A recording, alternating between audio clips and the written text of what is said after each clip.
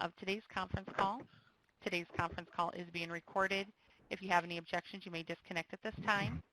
I will now turn the meeting over to our first speaker, Dr. Edward Ellinger. Thank you, sir. You may begin. Good morning, everyone, and welcome back to our marathon virtual meeting. Certainly last night was one of the drawbacks of having a virtual meeting, because I would have loved to have gone out to dinner with many of the members of SACIM to do a little debriefing in person over a cup of coffee or a glass of wine or a soft drink or something, but it would have been fun. Did a little debriefing via text message and emails, but it just is not the same as when we're in the same place at the same time. So I'm disappointed at that, but let's hope we can have an in-person meeting relatively soon. And for those of you who know me, I usually have a tie that reflects the theme of the meeting. So yesterday, you probably didn't notice, but I had my coronavirus tie on. And today I've got my mothers and children, my perambulator tie on that is there to help remind us of the simple rules that we are focusing on as the SACIM committee, that remember every baby and mother, center on equity, listen to community voices, and we're going to hear that in just a couple of minutes, build capacity, focus on connections, ask powerful questions, and seize opportunities. And that's what we're going to be doing today. We're looking at equity, every mom and baby, listening to community voices, building capacity, asking questions. I hope we ask powerful questions and seize the opportunity that this unique time presents us. And so we're going to start out today listening. Oh, one other thing is I did send you last night a edited version of our recommendations. I hope you got that. There's still some questions that need to be answered, and we'll talk about those later in the day. But I'm hoping that from those, we can come to a consensus and formalize the recommendations related to COVID that we would send to the Secretary. Like I say, we will need a little discussion, and if anybody needs to do some editing during the day on those, I would really appreciate it, and then you could either send it to me via email or text message. So with that, we'll get started with some community voices, and we've got three people from two different locations that are going to give us a brief story about what's going on in their communities. One is Jessica Roach from Columbus, Ohio. She's part of Restoring Our Own Through Transformation, or ROOT. It's a Black woman-led reproductive justice organization dedicated to collectively restoring well-being through self-determination, collaboration, and resources to meet the needs of families within their communities. And then following her, we will have Felicia Haney and Mary Bullock from the Indianapolis Healthy Start program, which I think most of you understand Healthy Start, but it offers education and referral and support services to pregnant women and their families in an effort to eliminate disparities in birth outcomes and improve infant survival. And they work through Marion County Health Department. So we're going to have each of those present 5 minutes of a presentation, and then we'll open it up for questions for both of the locations for the three presenters. So Jessica, I hope you're on, and I turn it over to you.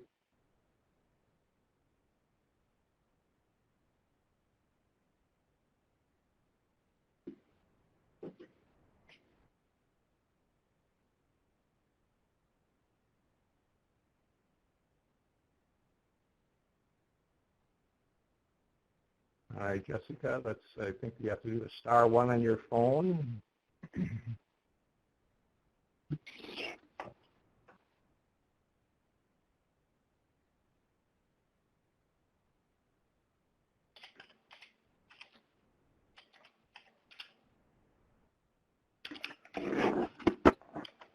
Do we see is Jessica on? I don't see her on the Adobe Connect, Ed, so you may want to start Felicia and Mary since we know they're on. All right. So let's go to Felicia Haney and Mary Bullock from the Marion County Health Department.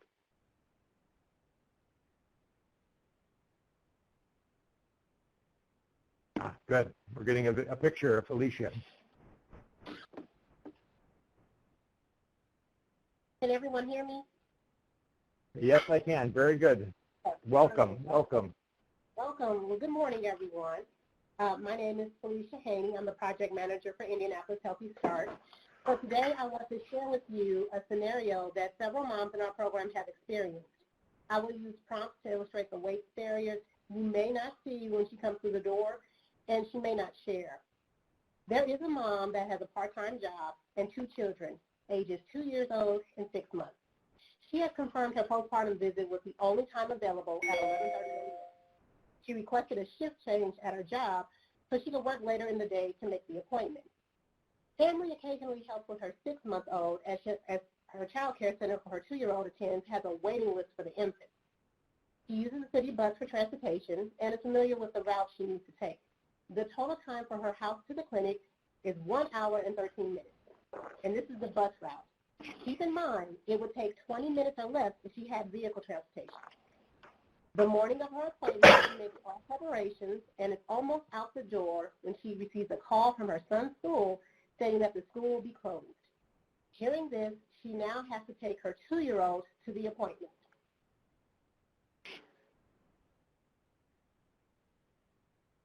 She walks 2 blocks at a steady pace to make it to the bus stop.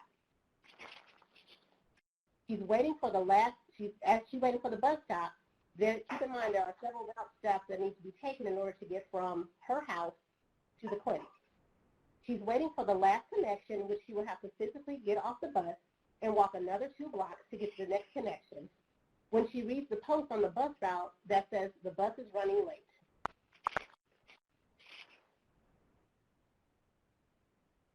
The bus finally arrives and she heads to the final destination, but she arrives at the check-in booth at 11:50.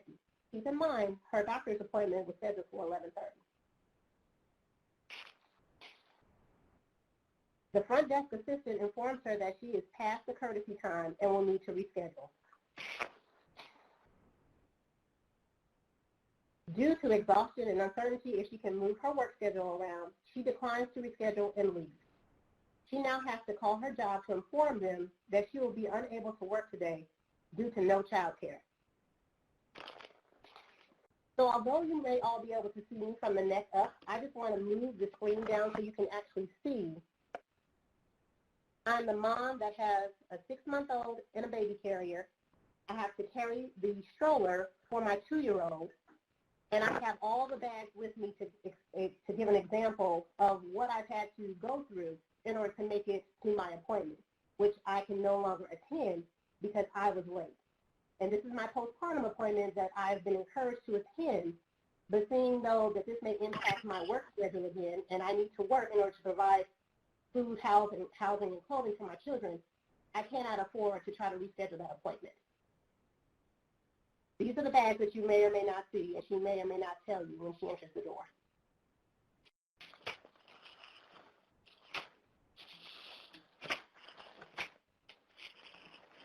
That is the end of my presentation. All right.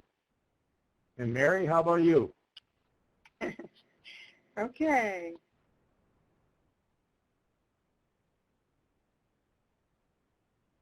Can you hear me?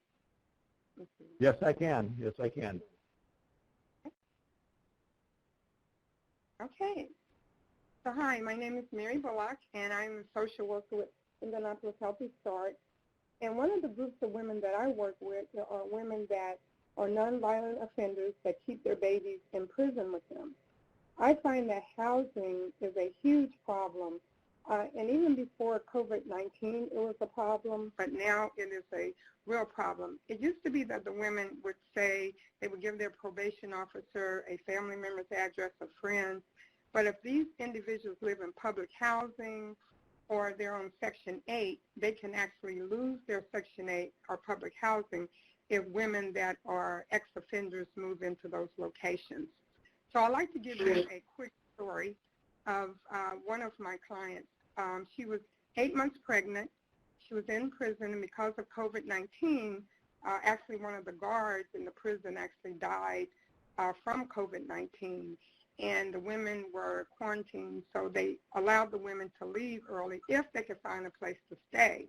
And one of my clients that was 8 months pregnant, she desperately wanted to leave. She could not find any place to stay, no shelters, nothing. And so I get a call from her 2 weeks later, and she says, Ms. Bullock, I'm out of prison, and I found someone to stay with, and so I immediately scheduled a visit to go visit with her. So when I get there, an elderly gentleman comes to the door that appears to be in his late 70s, maybe even early 80s. So he takes me back to where my client is, and we're talking, and when we have some privacy, I asked her, I said, so the person, is this a family friend or a relative? She said, no, it's somebody that used to pay me to have sex with him before I went to prison, so he's allowing me to come to stay. So I immediately started talking to her about the dangers of sexually transmitted diseases for her unborn baby and for herself. We talked about other resources, and so the next day I get a call from her, and she says, he said, I can no longer stay here if I'm not going to have sex with him. So long story short, we were able to find a friend of a friend for her to stay with, but it just shows you that this is such a huge problem. And I always tell Felicia, if I ever won the lottery, I would buy a hotel, and so the pregnant women or women with babies coming out of prison would have a safe and affordable place to stay with them. So thank you so much for listening to my presentation this morning. Thank you, Mary. Thank you, Mary, and thank you, Felicia. Is Jessica on? Did she sign in? I don't see her name, but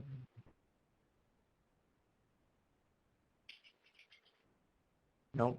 So do we have any questions for or comments for Felicia or Mary from any members of the committee?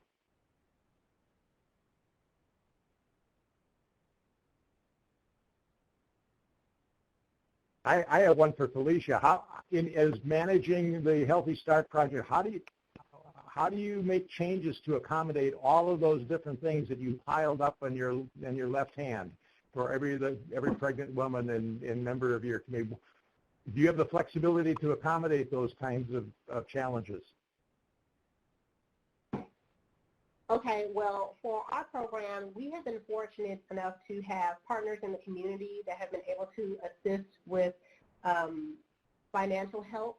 We do have a partnership with the Babe Store, whereas if people attend or go to the Babe Store, it's beds and bridges, etc.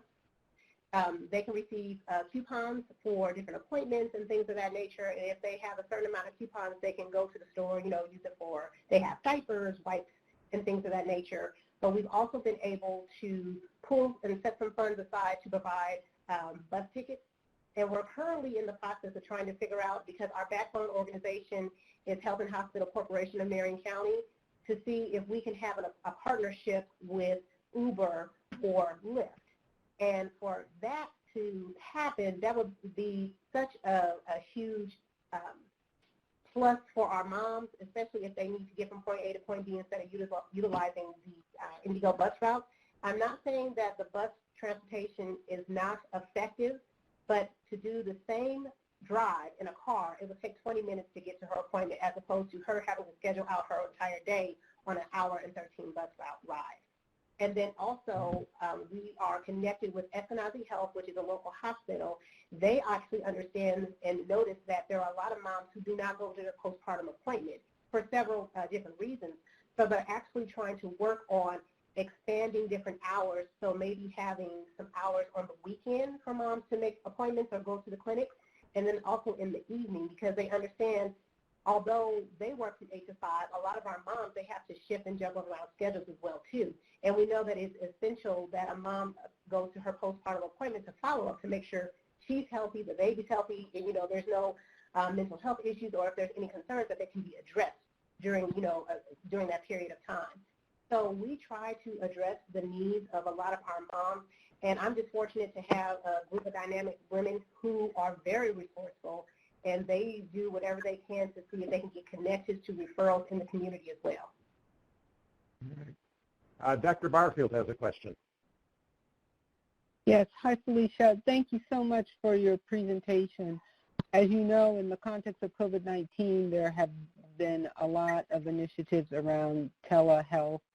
And in your mind, one, how do you think this might work in the scenario that you illustrated, both positive and maybe negative?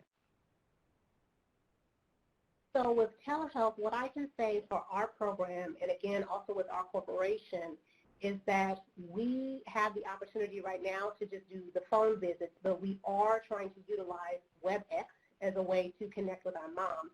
But there are a few issues with that as well, too, because some of our moms, if they do not have a smartphone or if they don't have access to a computer, there's going to be a barrier. So we may not be able to see them face-to-face. And because of COVID-19, we had to completely put our home visits on hold until further notice. So when our case managers do have an opportunity and our caseworkers to talk to the moms, they will express to them, some of the concerns that they're going through. And even with the bus route right now, in the midst of COVID-19, they slowed down the bus route. And I believe at one point in time they completely stopped the transportation because they did not know how to address the virus. So since then, people are required and strongly encouraged to wear masks on the bus, but that still causes an issue now because even in the midst of COVID-19, we've had child care centers that have had to close down. My child care center that I take my daughter to closed down because, unfortunately, people caught the virus. So if some of our moms are considered essential workers, so some of them work at the gas station, at the grocery store, there's a lot of different things that can cause a lot of additional barriers that maybe have not been on the forefront all the time, but they are now speaking volumes and they are live and in everyone's face. So we try to do the best that we possibly can even during these restrictive times. And I can give you an example of if there is a mom that is expecting and she's going to be delivering in the next couple of weeks, we've implemented a Safe Sleep virtual education and crib distribution every Wednesday at our office from 10 a.m. to 2 p.m. We send all the links for our mom to review the education online through YouTube. And she looks at the assimilation of how to set up a crib, and she also looks at the Safe Sleep video, which is about an 11-minute video that gives her an overall summary about SIDS and Safe Sleep and following the ABC practices. She comes to our office, and there's some paperwork that we ask for that mom to complete. Once she completes all of that information, she can then receive a crib. So we're trying to reduce some of the barriers. We cannot address them all, but that's where it takes community effort, legislative effort, and just partnerships across the entire system, because we really have to get back to the foundation of it takes a village to raise a child, and it really does. All right, we have time for two more questions. We got Belinda Pettiford and Magda Peck. Belinda. Good morning, and thank you, Felicia and Mary, both of you, for the wonderful presentations. I think at times we forget what women are dealing with on any day of the week. And my question actually was very similar to Dr. Barfield's. So I won't repeat it because I really was trying to figure out how have you been able to adjust with COVID, because I hear, Felicia, you're dealing with child care yourself, and at the same time you're trying to work with families. But I will ask Mary, how are you working with the detention centers or just, the correctional system and supporting pregnant women during COVID that are incarcerated? I don't know if you can share a little bit more about that, because I know you all, as you mentioned, work with incarcerated women. One of the things with the prison that we've been able to do is I have been able to actually counsel and work with them and enroll them over the phone. And they, because they didn't have money, so now the prison is actually paying to pay for those telephone calls so I can help them as they transition out.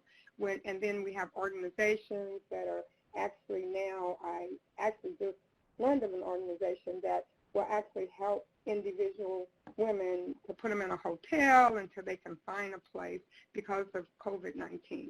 So we're really just trying to be creative when it comes to that. We're working with our housing authority, because one of the things with housing is where they, if people had a felony, they would put them out of public housing. Now I'm learning that that is changing a little bit. So yes, you may get a notice that they're going to put you out, but if you appeal it and say, well, this is my daughter, she don't have any place to stay, she's a nonviolent offender, then they are making, given some leniency that way. So there are some things that are changing, and we're just being real creative about going about helping women that are coming out of incarceration. Thank you, Mary. Appreciate it. You're welcome. Magda. Thank you. Well, tremendous gratitude, Felicia and Mary, for your unbelievably frontline essential work. So thank you. Thank you for being creative and persistent. So I want to acknowledge that the work that you do every day prior to COVID is already taxing, challenging, exhilarating, frustrating. How are you and your staff doing in Healthy Start? What do you need at this time, not to just to do more or better, because somehow you always dig deep and figure it out. But I'm wondering about the extra pressure and burden and challenge of this time of COVID, particularly as two Black women in your community with your own moms, sisters, uncles, aunts. Don't know if folks have passed or been ill. I extend my best. So I'm just wondering, taking the spotlight for a moment from those you serve with such gusto and heart and conviction, to asking, putting on the oxygen mask on yourself first, so to speak. How is it for the staff now for Healthy Start? What do you need to be able to be sustained and supported at this time? So what I will say is what we've been doing since we started to do telecommuting, and this was, I think, the second to last week of March.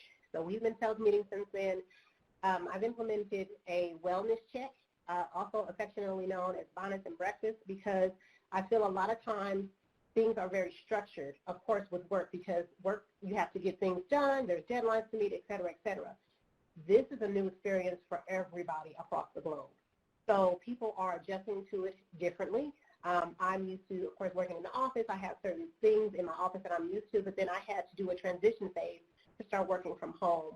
And it was a little bit hectic, but what I do like is, since I've implemented the wellness checks, that gives us an opportunity to come together, do a FaceTime call, and we laugh. We share our highs, our lows. We play a mental break game, just something to kind of lift the spirits. Sometimes, though, it is difficult, and in light of everything that has been going on with killings and protests, it has impacted several of my teammates very deeply. And what we try to do is wrap our arms around individuals, especially if they're going through a low time, and just be as supportive as we possibly can, because it really is impacting everyone. I personally am to the point I cannot watch the news because it triggers me. So it causes, just negative feelings. And I try to be as optimistic and positive as possible, but I have my good days and bad days just like everybody else. And I think something that will be helpful and will allow us to continue to do the work that we are, just encouragement. I would like to see, hopefully, due to there's different funding opportunities available, looking into grant opportunities that we can help our moms. And then our corporation, they do allow us to utilize EAP. There are social work departments that we can lean on or call into if we need to have a conversation with someone. But really, the key of support and friendship is really fundamental at this time and is critical at this time. Great.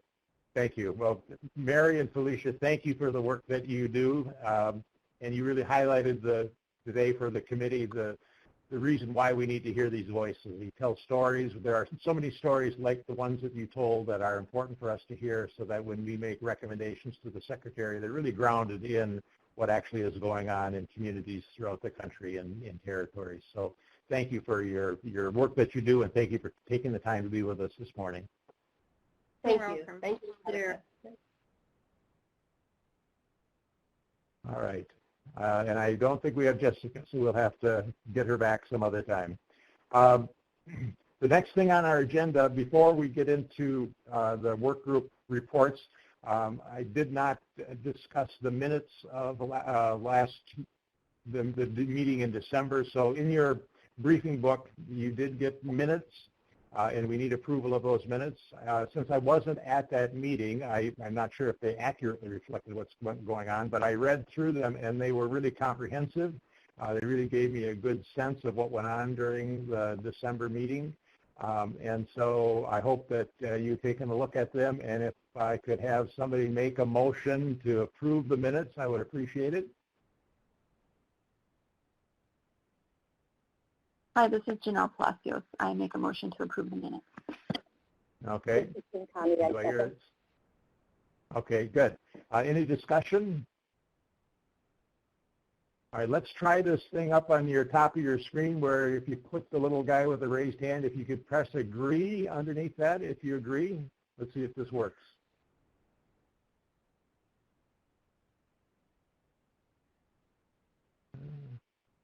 I'm not sure if I can. One person has raised a hand. There's a little green check. Or you can put it in the chat box. Okay. All right, do I hear anybody disagree? I mean, does anybody disagree with the minutes? Hearing none, the minutes are approved. So, Thank you. So let's move on. Let's move on to our agenda. So first, we're going to really work on having the work groups report out, and part of the access and quality of care work group that Steve Calvin is chairing. We have a couple of presentations. And Steve, would you like to introduce the two presenters? Sure. I am grateful today to introduce Jennifer Moore and Karen George from the Institute for Medicaid Innovation. I know that Karen is on. I think Jennifer was having some Wi-Fi issues, but Karen and Jennifer have worked on a really comprehensive study that came out a little bit, I think, in March or April, titled Improving Maternal Health Access, Coverage, and Outcomes in Medicaid. It's a really comprehensive document, which will make sure, I think it's part of the briefing book, or it's at least a link to it. Our quality and access work group obviously has a lot of connections to both data and health equity issues too, and this document addresses many of those things.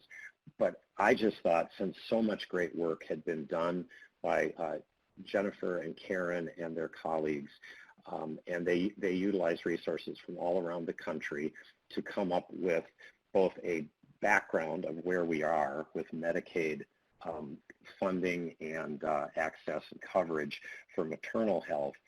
I thought it would just be really appropriate to have them present this work. So I think on the screen here you can see their background. Karen is a practicing OBGYN in Washington, D.C., and is at the front lines, and she may, I hope, be able to give us a little bit of a summary as well of what her experience is like practicing right now as well.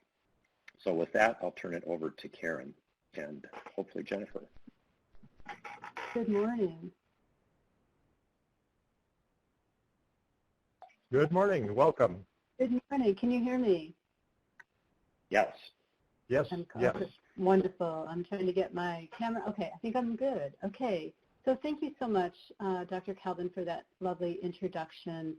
I am not going to be joined by Jennifer, I don't think. I think she's been having some Wi-Fi issues, but I really appreciate this opportunity to tell you about the work that we did at the Institute for Medicaid Innovation. And as Dr. Calvin mentioned, the title of the project is Improving Maternal Access, Coverage, and Outcomes in Medicaid.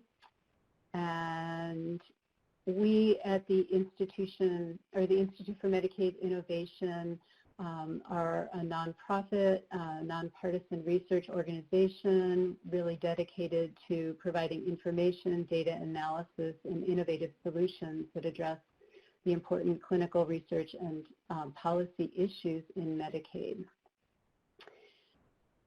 So this particular project included a large group of stakeholders who function across the clinical, policy, and research continuum, and we are enormously grateful to each of these individuals for their passion, time, and contributions to our final publication.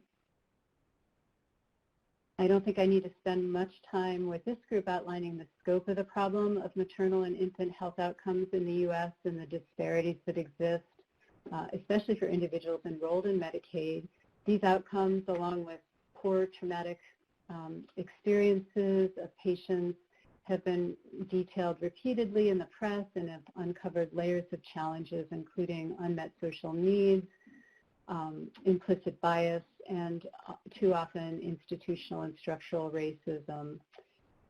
Midwifery-led models of maternity care, both in the outpatient settings and in hospital and in birth centers, have been shown over decades to provide comparable or improved care for low-risk women compared to physician care. And I say this as a physician as well. I guess my only caveat or disclosure is that I had all of my children, 4 of them, with a midwife. So I am completely on board with midwifery models. Unfortunately, the midwifery model is not an option for many women enrolled in Medicaid. And we believe that expanding this option to the Medicaid population is really an opportunity to improve the value of maternity care in the U.S. So there were several key elements of the project. Our focus was very large, and it just kept growing, honestly, as we started. We were really focused on identifying midwifery-led models of care, both in hospital and across birth centers. And we also spent a good amount of time looking at home visiting programs that included community health workers and doulas who had a particular focus on the population served by Medicaid. There were several components of the work. We spent a lot of time reviewing the current evidence and doing an environmental scan of innovative initiatives and best practices. That being said, I think the majority of our time was really in the development of a value proposition. We really wanted to add, for those interested in such models, a business case or the ability to make a return on investment in these models. We identified a lot of state variation and policy opportunities and barriers, and I'll share those with you. And we also created some tools and references to support implementation. And our key deliverable was a comprehensive resource for Medicaid stakeholders. In both our literature search and the environmental scan, we found several recurring themes. First and foremost was the recognition that expansion of midwifery-led models is completely dependent on the return of investment. It's always about the money to sustain them, especially for individuals insured by Medicaid. Every one of the organizations that we spoke to noted financial barriers to serving the Medicaid population, including challenges with reimbursement and issues around certification and licensure. This was particularly true around the concept of incident to billing, where attribution for a birth is given to a supervising physician and not really included as being necessarily a midwifery birth. And also the unequal billing for midwives compared to physicians. Often it's a fraction of the total reimbursed amount. We found that many of the models by necessity are community grown, and they're really nourished and focused by improving health equity. So this is a map that includes some of our findings. It's a little bit hard to see on the screen, but we identified significant variation between the states with regard to the number of births attended by nurse midwives and the scope of practice allowed by each state. We believe that it's not coincidental that the states with the better maternal and infant outcomes are states with a higher percentage of midwifery-led births. This is another infographic example of the variation. Interestingly, there are several states that have no regulations or licensure requirements for birth centers, which either limits this access to patients or limits regulation of these centers. And apologetically, since publication, we learned that Louisiana actually does have some regulations that will be looking at birth centers within that state. So we identified many clinical research and policy opportunities for expanding midwifery-led models of care. For the clinical component, we identified the need to increase access for all aspects of maternity care and explore ways to increase awareness of the benefits of midwifery models for all of the key stakeholders. Assigning the appropriate level of risk to the birthing population can drive the right care and the right place for the right person. The right place for many should include the option of delivery of care in a birth center. And importantly, there's a need for financial sustainable models in birth centers and federally qualified health centers.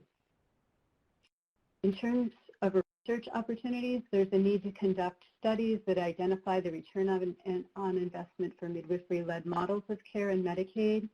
Researchers could also explore relationships between state variation and Medicaid policies relative to midwifery practice integration, access, and birth outcomes. And there's an ongoing need to continue the development of evidence-based for outcomes in midwifery-led models of care in Medicaid. We also identified the need for qualitative research to understand individual views of midwifery services and freestanding birth centers, including the perceptions, needs, and values of those who receive these services. And finally, we see the need to explore public reporting metrics describing the appropriate use of the midwifery model. We identified several policy opportunities to improve birth outcomes, including the formation of multidisciplinary maternity-led models of care commissions in each of the states. Another opportunity is to support equitable reimbursement of midwifery services, and this would include a statewide requirement for direct billing of all midwifery services provided. And finally, we identified the need for a statewide policy that increases the support and sustainability of freestanding birth centers that are led by and serve people of color. So this report includes a lot of information to support the development of a business case, and there's a very detailed checklist with the essential items to consider. There's also within the document a state-by-state listing of all of the regulations with links to individual state codes or regulations that makes it easy for somebody who is exploring this model within their state or organization. For more information, you can go to our webpage, which is listed here. There are two companion pieces that came out of this work. One is focused mostly on midwifery models, and the other is looking at community-based support services, including doulas and community health workers in Medicaid, with a focus on maternity care. The next phase of our project is to develop a national web-based learning series. We are hoping to have participation in the full series for those who are interested in learning more about this. We'll begin late this summer and extend into the spring of 2021, and will include 8 learning sessions on 6 core areas. And we're really looking to invite Medicaid agencies, Medicaid managed care organizations, and providers. So I welcome your questions. I know I haven't talked much about what it's like at the state. I mean, at the front line, Dr. Kelvin, I know you asked me to comment on that. I'm happy to share more if you're interested in hearing that. But I also am open to any questions you all might have. Yeah, thanks so much, Karen. everybody owes a debt of gratitude for all the hard work that was put into this. And it's going to be a great resource. I'm sure there will be questions, but if you would, we have plenty of time now. We can even go into a 15-minute thing that I had at the end of this. But if you could give us just a sense of your experience with practice in the time of COVID. Sure. So I function as mostly an obstetrician at George Washington University Hospital, and we, like many institutions, have taken on the role of what we're calling platooning. So we work in teams. We cover labor and delivery for a week at a time, and then we cover the clinic for a week at a time, and this is really meant to decrease our overall exposure to patients who test positive for COVID. We've been, I think, extremely lucky here in the District of Columbia. We had early and swift action to close down the city and close down non-essential services. So our overall plateau, I think, has been greatly lowered compared to many of the other comparable cities in our nation. We have obviously seen patients with COVID. We test everybody on admission to the hospital, and the majority of the patients that we find who have it are asymptomatic. Interestingly, they don't realize they have it. That being said, we've certainly had some patients who have been very sick with it, but have not seen some of the horrible outcomes that have been associated with other types of populations. It doesn't seem to be having as much effect on, and this is speaking very generally, on the birthing aged population. That being said, as I said, we've had a few very sick patients.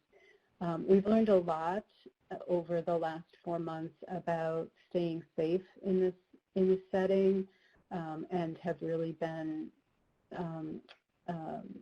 grateful that, using the proper protective equipment and maintaining social distancing and doing telehealth whenever possible, we have really decreased our exposure, and we have not really had any of our providers honestly become sick with the disease, which has been, I think, really amazing. I think that what we have seen at George Washington, and I know from talking to other hospitals in the district, is that it is predominantly affecting our Hispanic and Black population more than what we see in white patients. A lot of this is related to multi-generational housing and the employment of many of these individuals in what is considered to be essential services, and this has been really unfortunate. I think I'll stop there.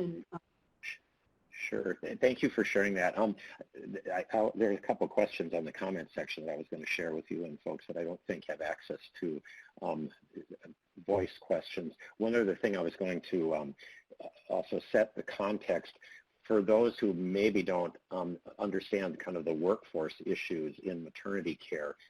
This is not at all set up as a midwifery versus physician conflict, and I think Karen did not share it in any way that way either. Some people see it as that. I'd be interested in hearing Jeannie Conry's comments too, because ACOG, which I'm a member, and so is Karen, and Jeannie led ACOG, has done a number of studies looking at workforce issues, and currently there are not enough obstetrician gynecologists for future needs. And so that's kind of an issue that has arisen, and that's why collaborative models of care with midwives working on teams with their physician colleagues are really the ideal. So just to kind of set that context. One of the questions then on the chat line here is, states with high percentage of midwife-assisted births also tend to be wealthy and white. Can you talk a little more about how you controlled for this in measuring the impact of midwifery models versus traditional hospital births? You're absolutely right. And we did not control for it. We just looked at it. And, you know, there are many, I think that that understanding the barriers that some states have might really improve the outcomes.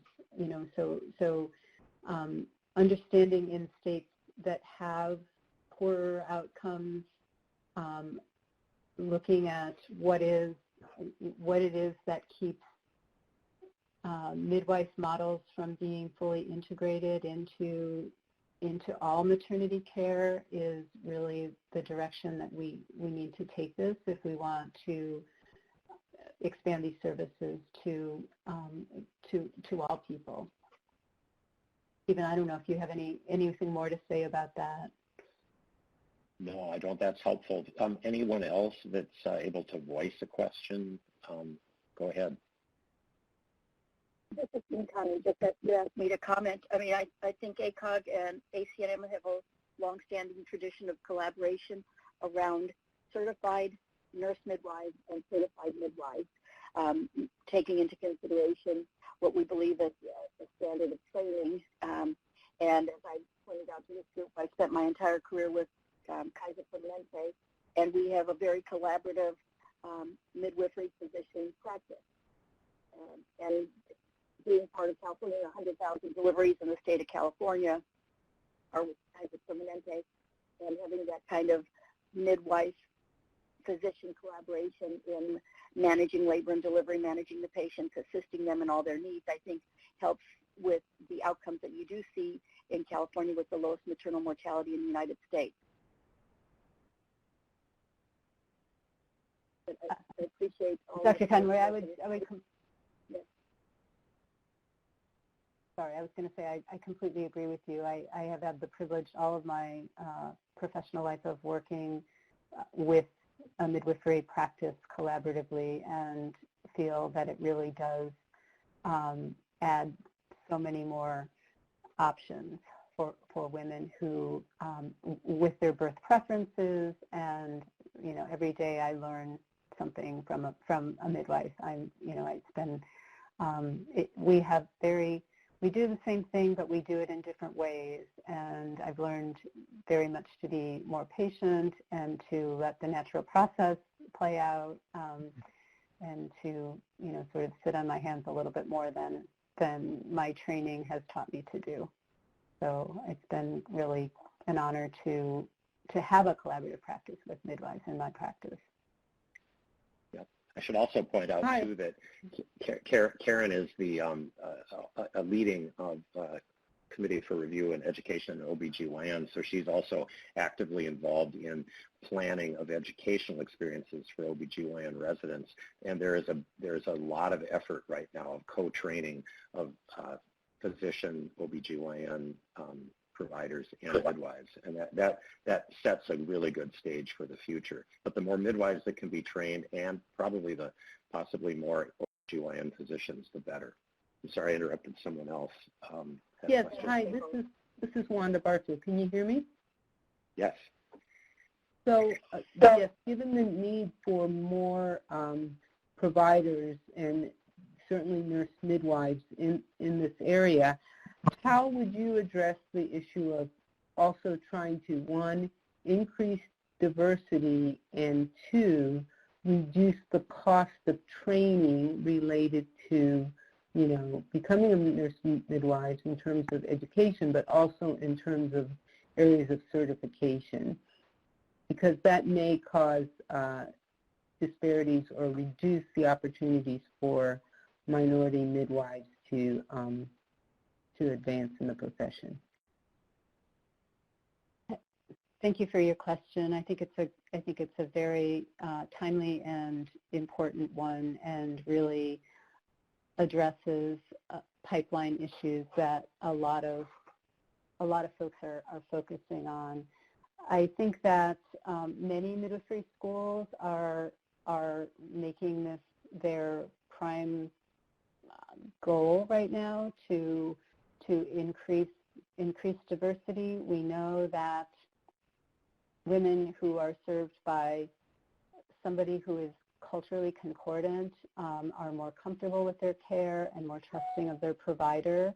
And I think that any effort that any of you have the power to help with to make these educational opportunities, you know, less expensive or free, and to decrease some of the certification costs, which can be, you know, very expensive, will no doubt improve outcomes by increasing the workforce to include a more diverse population.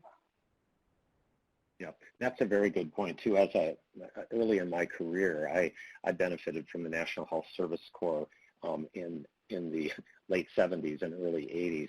And I would think, Wanda, that it would be very helpful for there to be efforts to really maximize or increase the number of opportunities for women from diverse communities to be able to get into the midwifery training programs, which also points out too, some of the certification process has required, you know, so if a woman of color is at a point in her life where she's maybe in her mid 30s and says, I really would like to be a midwife, to go back to nursing school and then to go and do a 2 to 3 year program in midwifery is daunting.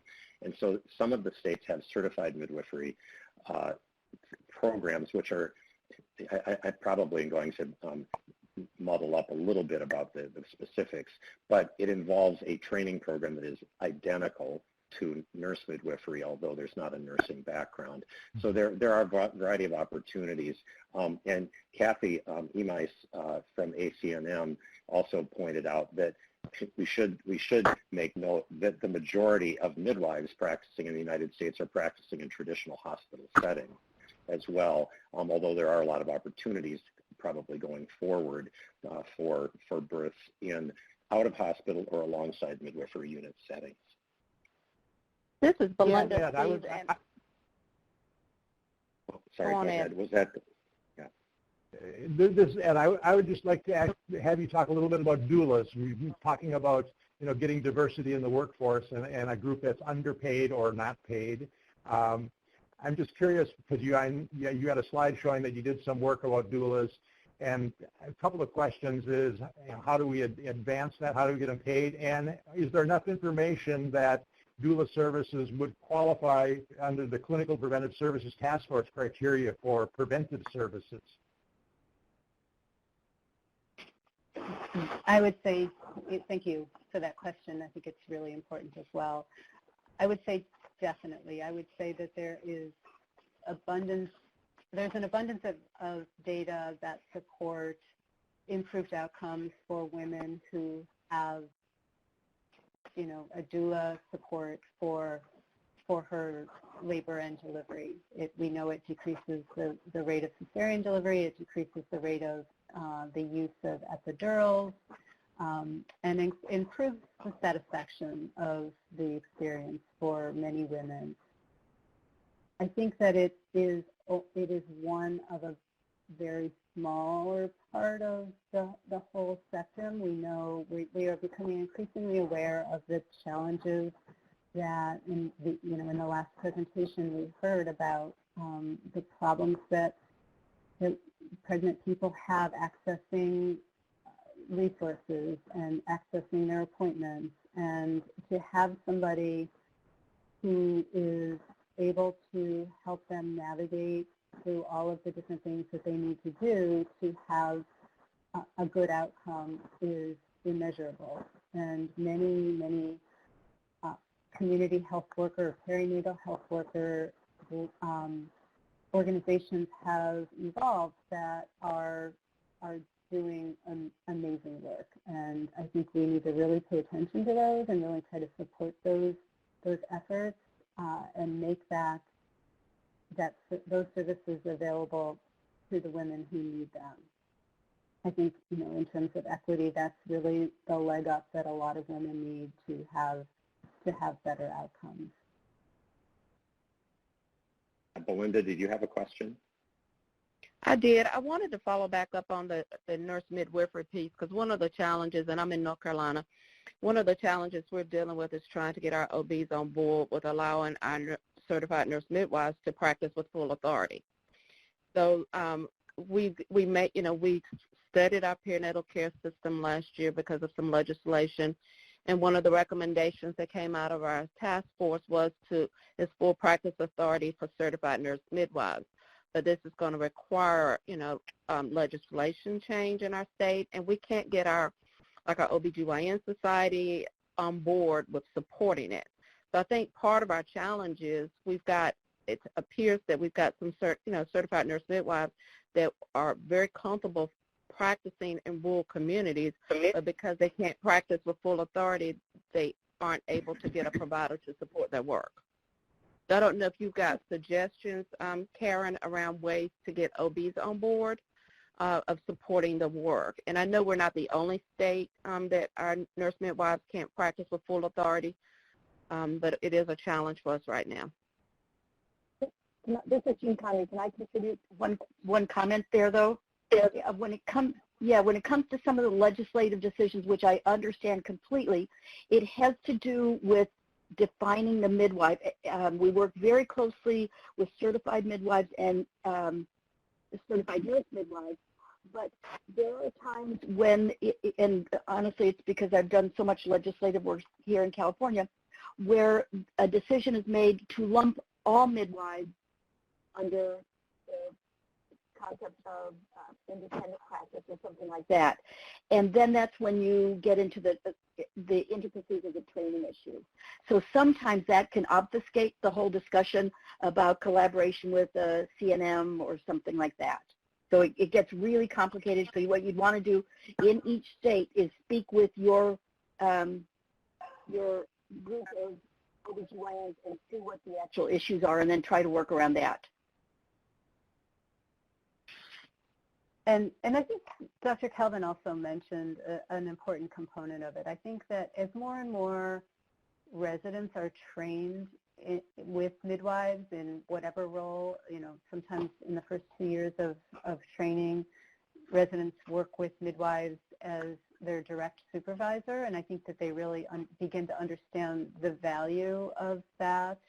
And we actually did a survey through ACOG that showed that more than half of all residents have some sort of training with midwives, and I think as those people, grow up, honestly, and start to practice, they will understand the value. I mean, there are obviously some financial incentives, and I think that we all need to really practice at the top of our license. We all need to do what we're trained to do, and supporting a midwife, being a backup to a midwife is a very important component of what an obstetrician should be doing, in my opinion. So, Steve, you have about 10 minutes left of your total time. Oh, okay. Yeah. Well, Karen, thank you so much. I mean, a couple other questions. Magda asked about the recommendation to support and sustain centers, birth centers that are led and owned by women of color. How would you suggest this can be operationalized? I think that what I heard from centers that are serving women of color is that the Medicaid reimbursement is not enough to keep the lights on. Honestly, it's a much lower percentage of what they can get from commercial insurance or from cash only, which is what many birth centers sometimes end up doing, and that is the part that is not sustainable. So I think we have to pay them for the work that they do. As anyone who's been through a birth knows, it's a long process. It takes a long time. It takes it takes a lot of patience, and that hour for hour, it can not really add up. So I think we really need to pay people for the work that they do. The other component that we uncovered is that a lot of times when a patient rightfully is transferred for a higher level of care, any of the services that were provided prior to that transfer are not covered.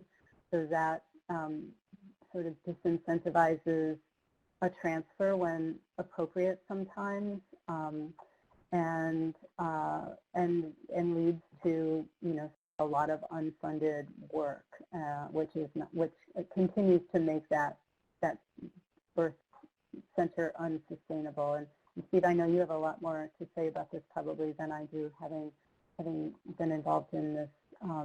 But those are my thoughts. That we just need to pay people for the work that they do in these settings. Right, and I think my encouragement would just be, and it's a drum I've been beating for a while, as a person who's been trying to run a birth center for 8 years, it is a challenge, and much of it has to do with Medicaid reimbursement. Much of it has to do with the way the managed care organizations view birth centers and midwifery care. Progress is being made. Sometimes it's very slow, and one of the innovations I think that really could help is bundled payment. Maternity and newborn care is a definable episode, and so I think there is a way of getting all these services together so that doula services and services of lactation, things that sometimes aren't as well reimbursed, it's put together in a bundle. And I think some of the managed care organizations will probably become innovative and actually quite successful at doing this. So I would just encourage, continued thought with that. Does anyone else have any other comments? And I was just going to maybe then take 2 or 3 minutes because I don't want to go into the Data and Research Action Work Group here too far. But does anyone else have any other questions or comments for Karen and Jennifer's presentation? Okay, well, thanks so much, Karen. It was really great, and I know that the slides will be available. Some have asked if they were available, and I know they'll become available in a week or so. So yes, we really appreciate it. And so I think I'm supposed to just do a bit of a summary of our breakout yesterday, and I'll make it very brief. Karen brought forth this really important issue about the maternal health access coverage and outcomes in Medicaid, and that's a big issue. Yesterday, the 2 other topics that we talked about, and I know they go over into other areas, but were telehealth, and I know ACOG has worked on telehealth. I know the pediatric societies have. COVID has opened up all kinds of opportunities on telehealth. It'll be kind of a wild, wild west, I think, for a while. But we identified a number of issues. The lack of broadband access in many communities is going to be an equity issue. We had some great comments. Katie Avery from New Mexico mentioned Project ECHO in New Mexico, a hub and spoke model for telehealth, telemedicine, and Suzanne England as well, the Indian Health Service in western South Dakota, has done a lot during the COVID crisis in minimizing the need for mothers and for patients to be exposed. So we really think that the telehealth, telemedicine area is important.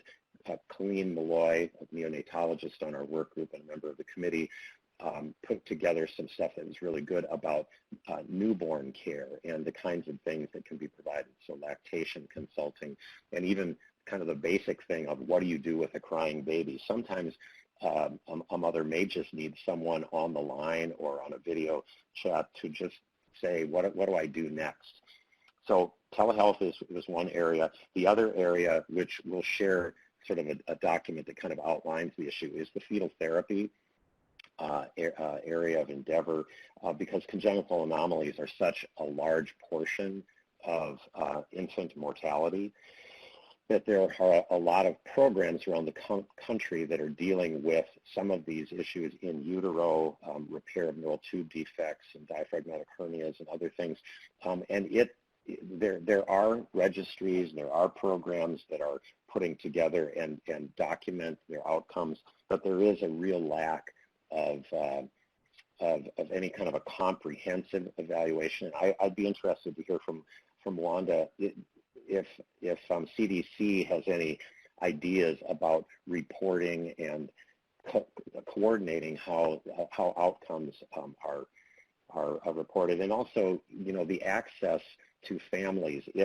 If someone finds an anomaly, there are obviously a variety of options that can be chosen for that pregnancy, but many families choose to pursue treatment, and there's a whole range of, you know, coverage through Medicaid. And so that's just those two areas, telehealth, telemedicine, and fetal treatment are things that we'll report back to the committee. But Wanda, if you're on, do you have any thoughts about the fetal treatment and like registries and how that would work? So not so much fetal treatment. I mean, we really still feel like we have a ways to go with regard to maternal levels of care as well as neonatal levels of care, that they exist and are established, need further evaluation, particularly on the maternal levels of care side in terms of continuing to build the evidence for these distinct, you know, levels. But the fetal therapy component, I think, is certainly in discussion, but I'm not quite sure how that's progressing. We've heard from organizations that are interested in looking at fetal therapy as well as levels of care for fetal therapy. I mean, as you know, sometimes those therapies require admission to, say, for example, a pediatric hospital because the anomaly may require pediatric surgeons or specific services that often a children's hospital might have. But I think that there'll be more to come as that evolves. But our focus has mostly been, at this point, on maternal and newborn levels of care. We have a tool called the Locate tool, which is an opportunity for states to evaluate their levels of care within facilities at a low cost. Okay, great. Thank you for that summary. So with that, Ed, I think anybody else from our work group have any other comments? I just have one question. I just have one question, sure. Steve. Are there any things that you have teed up that we should be thinking about for our September meeting? Are there any things issues that you might have ready for recommendations at that time, or at least discussion for recommendations, or things that we should be focusing more on as a full committee in September? Well, I think the telehealth, telemedicine, that's going to evolve, and I think we'll maybe have a work group report on that. We'll come out with just a little bit about the fetal treatment and that area. And then I think really focusing on the Medicaid access to both maternity and newborn care, how to maximize, the use of the funds that are already being spent in ways that are more reasonable. So yeah, we'll bring something to the group for that. Wonderful. To the thank committee. you. Thank you and your work group for all of that and great presentations this morning. So that was really helpful. All right, let's next move on to the Data and Research to Action work group. On to Peck. I am here and waiting for some slides to come up if they could be put up. I talked with them this morning, and delighted to report back from a very robust group. And do I have control over these slides? If not, you'll advance them. That will be, I do. Excellent. The first thing I want to report is that whatever you send will always be corrupted by the time it gets on Adobe. So I just think the metaphor of how technology has been messy for us the last 24 hours is nothing but metaphorical for the larger uncertainty and messiness around us. So just know that we put together a summation for today over a broad discussion. We had over 10 people stay to the very end, and I just want to note that it's hard to engage virtually. for as long as we are. So kudos to Dr. Conroy and Dr. Wise and our colleagues from CDC, Dr. Barfield and Danielle and Dr. Broussard and others on the larger SACIM, Maria Carlos. And we were also joined by a couple of folks who've been listening in, who had not just observation, but actually, leader privileges, if you will, coming in with Carol Gilbert from CityMatch and Kate Lewandowski, who's a practitioner in the state of Arizona, Ellen Tilden, Dr. Tilden, who is working at Oregon State, Health Sciences University, and especially in nurse midwifery and other healthcare research.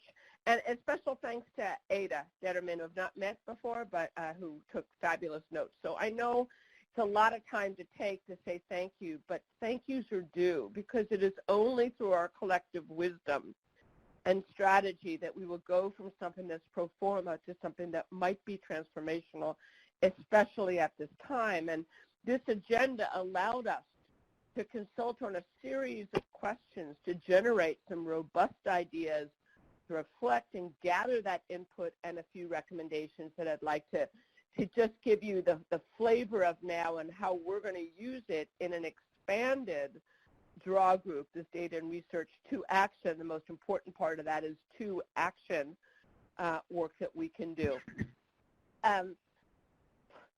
The words of Dr. Keir Perry, of Dr. Joya, stuck with many of us up front, which is before we start doing the litany of indicators and moving at this time to figure out what more data do we collect, that we take a moment to pause and step back and put our foundations and frameworks first. Yes, of course, we are staying grounded by health equity, and even more so, as we hope to hear from the equity group, committed to anti-racism and looking at the implicit bias of how our data are collected and moving from race to racism as a central force to be reckoned with and reconciled. And therefore, we have some work over the next couple of months to think clearly and strategically about what are our frameworks, considering the three that Dr. Joy put forth, whether that's human rights or reproductive justice or birth equity or adopting the language of people who are pregnant or pregnancy well-being. We have frameworks and lexicons to make sure that we set the DNA, the social DNA, of our data research to action work for SACIM in this generation, in 2020 going forward, that looks forward and is refreshed and contemporary and contextual in what's happening now. That said, we should be informed by our history, not only SACIM's 30 years, but with thanks to Paul Wise, who schooled us again, as he can do with that brilliance he has, to be able to think back 100 years and to remember, not just in the terms of the pandemic of 100 years ago of 1918-19, but rather look at what happens in history and what has been MCH's part of history, especially following national crises, and see opportunities for innovating in that moment. Zika, which I'll talk to later, is a great example of that, of what happened on the ground in Puerto Rico to be nimble about surveillance systems, and see this time as possible transformation and change that might not have been possible if we were incrementally going through. So the twin pandemics of COVID and the sudden aha of many around the scourge and legacy of systemic racism and how it kills and makes people sick, we have a moment here to seize, and that should be part of our refreshed frameworks moving forward. And last, we should be fostering the kind of strategic cross-sector collaboration that is possible now because of the focus upstream and beyond exclusively the clinical setting, as what is underlying and just beneath the surface of the great disparities of COVID. So frame it first. Set our foundations first. And we did that with our praxis for how we'll work. But more importantly, we need a praxis relative to the frameworks then for which we will operate as SACIM now, and specifically in research and data. We were able to look back on a variety of and laundry list of gaps and limitations in our data systems. The thing is that instead of looking at it as COVID and then look at more broadly, the general sense is that there's nothing terribly new that has come up in gaps and limitations that perinatal data systems or our data mechanisms and assets. It's just been exacerbated by COVID-19 and the pandemic, as many other things have been revealed even more egregiously as the heat has been turned up. And here are just a couple big picture themes. You cannot mount a huge response around COVID-19 if the infrastructure and basic foundations in public health and data are under-resourced, already overstretched, and have limited capacity to generate the timely birth and hospital and other data that will inform us anyway. Look back at the report in 2010 of this report, same issues, only heightened and even more severe at this time. There are incomplete data, and particularly the missing data on race and ethnicity and age and gender across systems and sectors is still there. We do not have universal data. We do not have a uniform, unique identifier from which we can work. So it's harder. Not only have a patchwork of systems, we have patchworks of data. And the hard sources are difficult in that we rely on facilities and different institutions in different states to be able to report uniquely, and what we get can be a mishmash. And there are tensions still, given our healthcare system, between data-driven because of an agenda around billing versus data that will help us look at population, patient care information. And it's slow. It's better, but it is slow. So these are, again, nothing new here for those of us who've been doing this forever. It's just deeper, sharper, and more urgent. We also are aware that we want to focus our data not just on race, but on racism. And it has been unmeasured in an effective way that is generalizable, or unavailable, or uneven. So this is a limitation, especially as it is confounded by special populations, those that are incarcerated, people who are pregnant who are undocumented, those that are sheltering at home at greater IPV risk, those already with housing crowding and housing security and potentially being evicted who may be homeless or shelter-based. We need to be able to look through the lens of pregnant people and infants, especially for those that are not only on the front lines as essential workers, but on the front lines of disproportionate risk and exposure. And last, the limitation that our systems, even in government, are in silos and not interoperable. They're not linked. Sectors don't look at each other as colleagues necessarily and hold on and hunker down. And we have little centering of maternal and child health within the economic, housing, criminal justice, education, food, nutrition, etc. So this is what we already know, but in an era of COVID, even more pressing. But in my tradition, we would say, but, so I will just say it as yes, and. One of the themes that came out of our time together was no whining.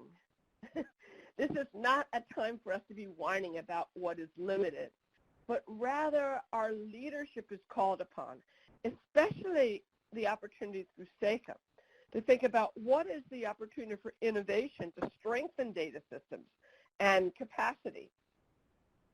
How can we learn from and adapt some of the innovative data and trans surveillance approaches that have been operative just in the last 10 years, last 5 years, in other more focused crises, whether it was Zika surveillance in terms of doing trans surveillance approaches, what we learned post-Katrina, when it was hard to track and follow women who are dispersed after the hurricanes, or now in terms of the opioid epidemic and being able to trace risk and contact cases.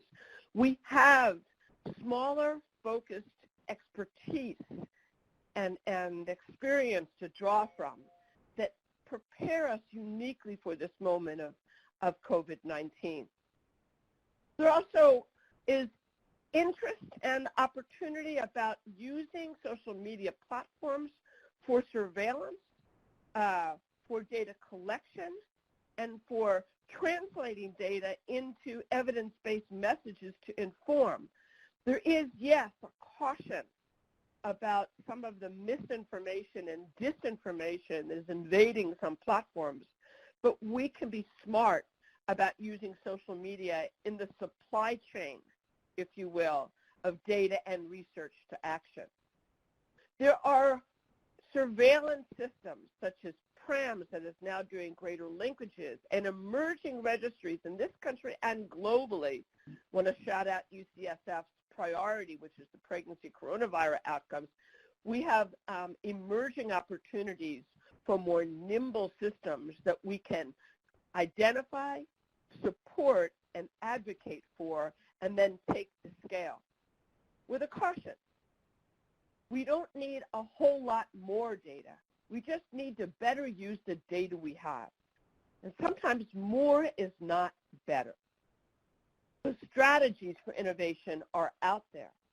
And in the words of Paul Wise, this is our moment to build cross-disciplinary bridges to create a common wisdom. We have had, particularly since the Reagan era, long-standing splintering in each of our silos, if you will, in Paul's words, centrifugal forces at work that have us hunkering down with our data sets and our information.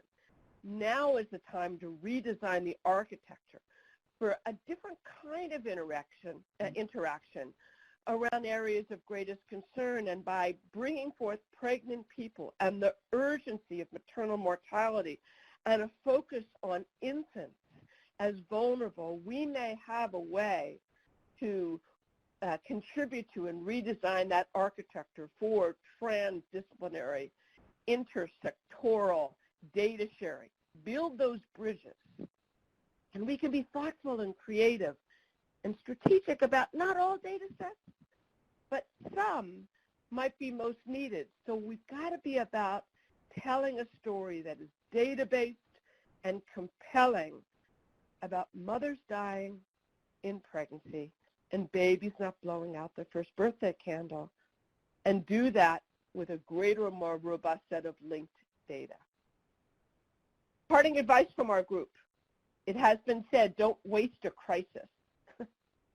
We didn't invite COVID, and we certainly didn't invite the uprising around racial injustice, but they are welcome insofar as they allow us to see and seize uninvited opportunities in COVID-19, and I would add in the uprising around racial injustice, to change our frameworks and narratives first, to reset the DNA, and then build bridges across sectors and disciplines through data.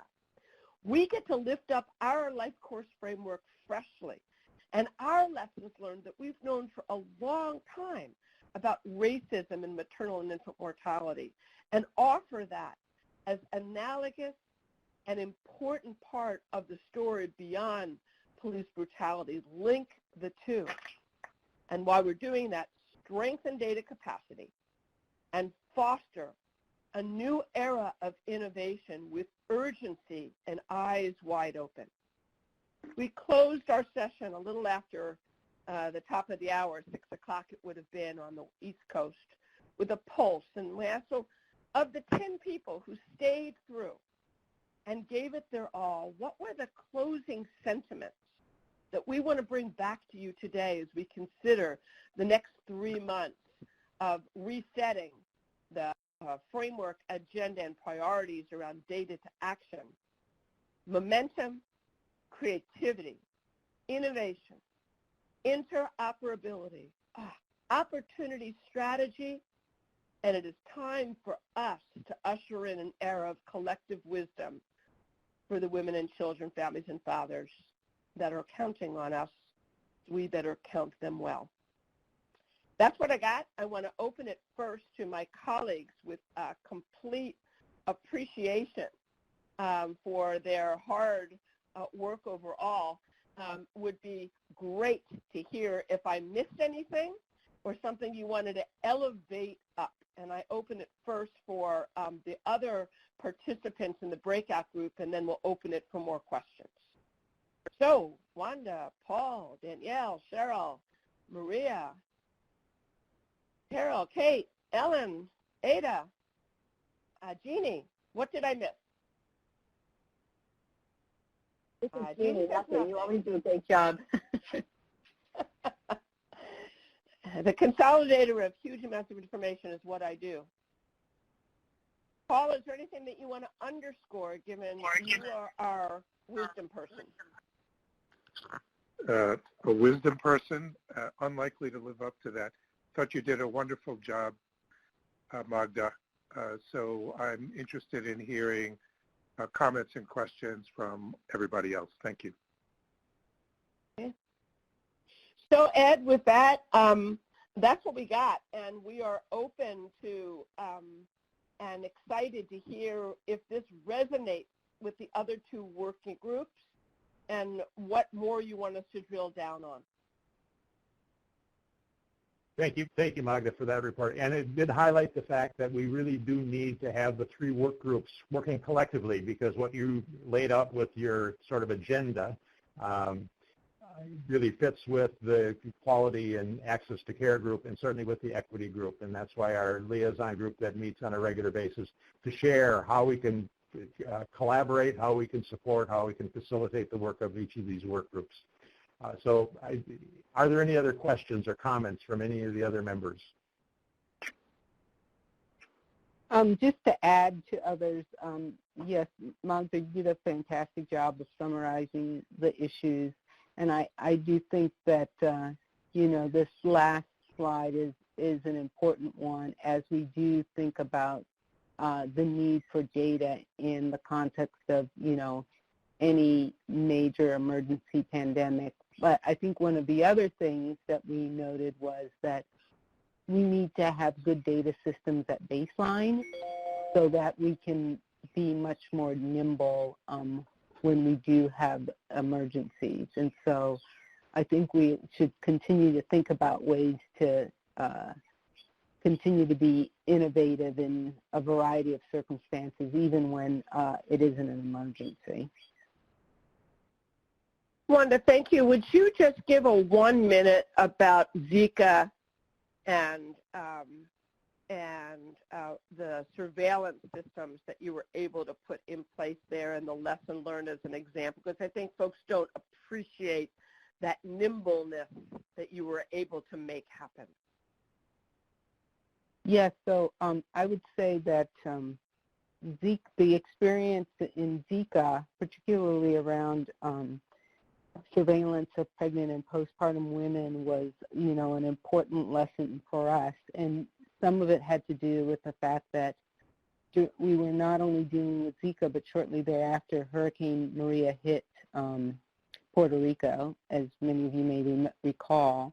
And we were trying to implement a survey that was going to be a different module. It was going to be hospital-based and surveying the women in the hospitals. And first of all, I have to give incredible credit to the health department and the staff that implemented this survey on the ground, because what they overcame in terms of what were definitely, physical, geographic barriers was unbelievable. But they had, I think it was like a 92% response rate for pregnant women, and it was a survey that also included their husbands, partners, and the fathers, and that response rate was over 83%.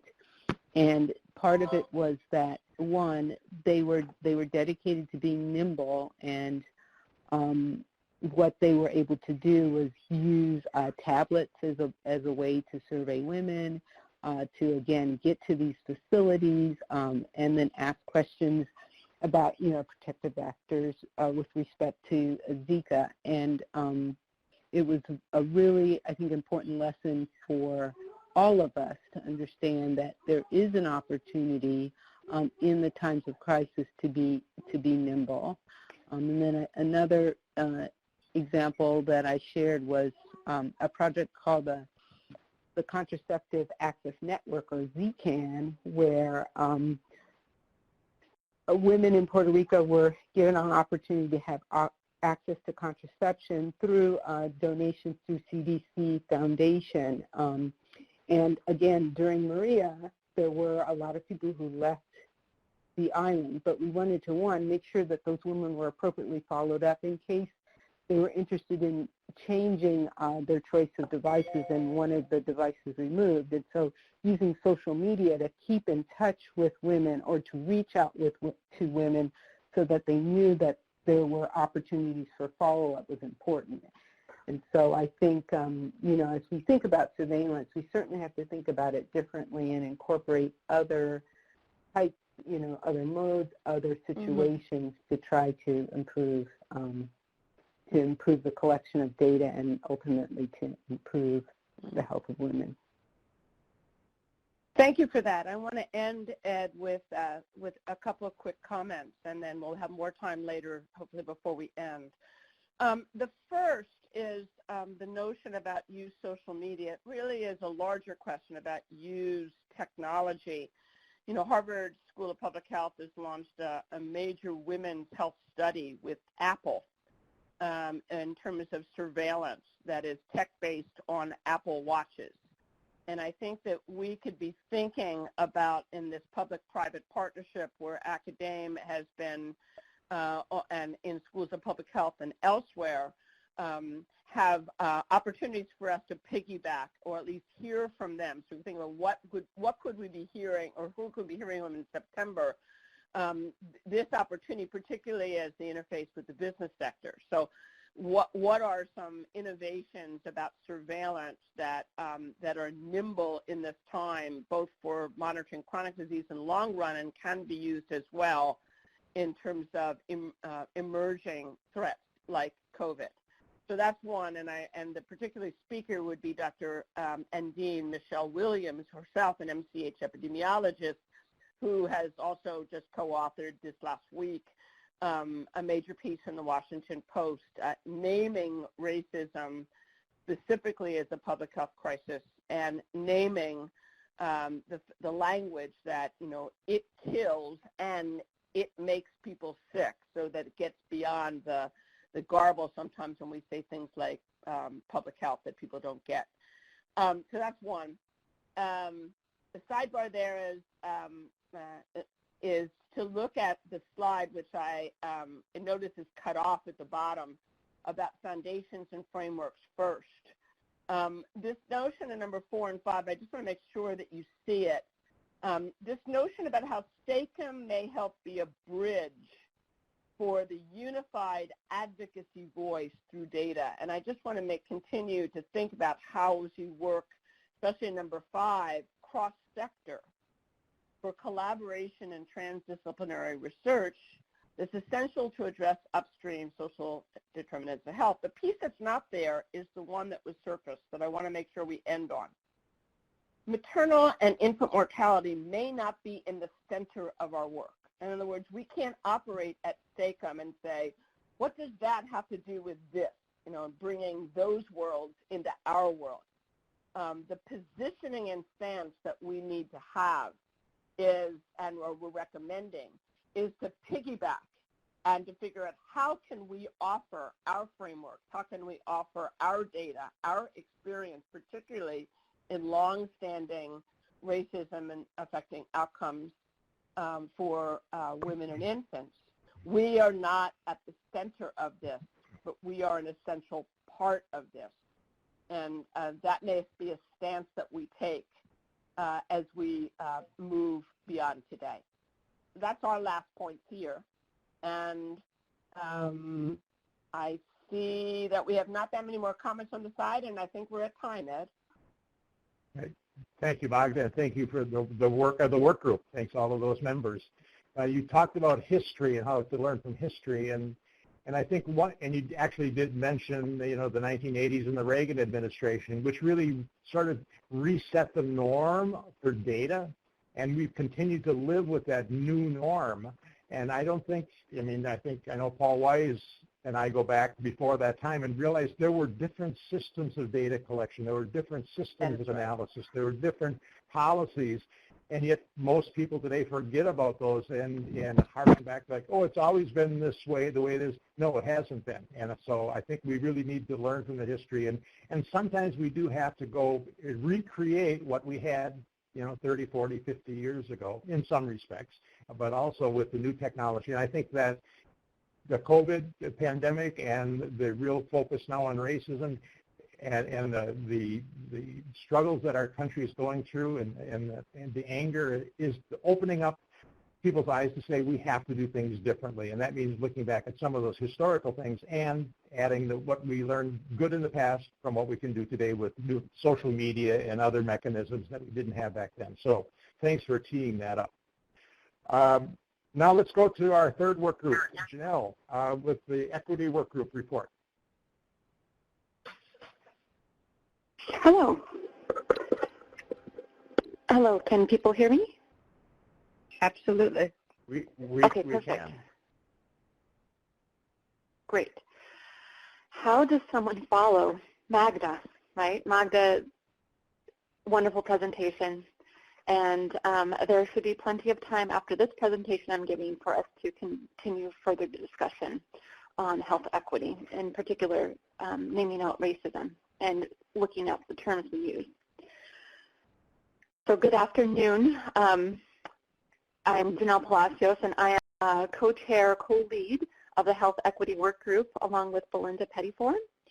And after reading comments thus far from our current conference, it has been shown that the work that we're doing is important and very desired. Thank you for the conversations to the people who joined us yesterday during the breakout. In addition to Belinda and I, we had Paul Jarris, and I think briefly we had Paul Wise. Oh, you can skip to the next slide. Janelle, I gave you, yeah. Thank you. Thank you so much. No problem. Ed joined us for a short amount of time, and then we had 4 additional attendees who joined us. So Joya, Averina, Casey, and Vanessa all participated in the discussion. With an understanding that health equity may take some time to achieve, and there is a need to plan steps to take for the future, we briefly discussed the underlying frameworks to be included, such as human rights, life course, and certainly birth equity would have its place here. When it comes to our most vulnerable populations, Black and Indigenous populations, it is central to keep at the forefront of our work institutionalized and systematic racism born from historical atrocities. Of our attendees were then asked for additional ideas to identify immediate steps SACIM could take to improve maternal and infant health. Energized from our earlier speakers, we discussed the dual importance of recognizing champions of equity and the need to hold offenders accountable. And that's something that we largely haven't discussed through the work that we've done at SACIM, just recognizing when something is working, when we have a champion of health equity to raise them up and elevate that, and when we see offenders, how there might be some sort of accountability to hold them to. Taking action on these 2 ideas would help shape social norms. Building community trust was identified, as well as ensuring protection for women. Even without our present situation of limited face-to-face visits, there is a need to create safe places for women to receive care and be heard. Women place a certain level of trust in the providers and healthcare systems they visit, though this trust can easily be eroded by not listening to women. One of our attendees shared how an innovative program in Indiana called Project Swaddle breaks down barriers to access and establishes relationships while providing care to high-risk populations who otherwise likely would not initiate prenatal care through paramedic transports linking women and infants to appointments and providing a resource for women to connect with someone they trust. In a time when major corporations are examining their own policies of perpetuating structural racism, we discussed training as a tool to help widen provider and staff perspectives, and we learned that the Office of Minority Health will soon be rolling out the maternal health care course late this summer or early fall. It was pointed out that beyond role-playing, classes with simulations may help improve readiness to use the skill set learned in the training. We discussed how critical support systems are for maternal-infant health, where both health literacy and surveillance or adherence to monitoring can be improved.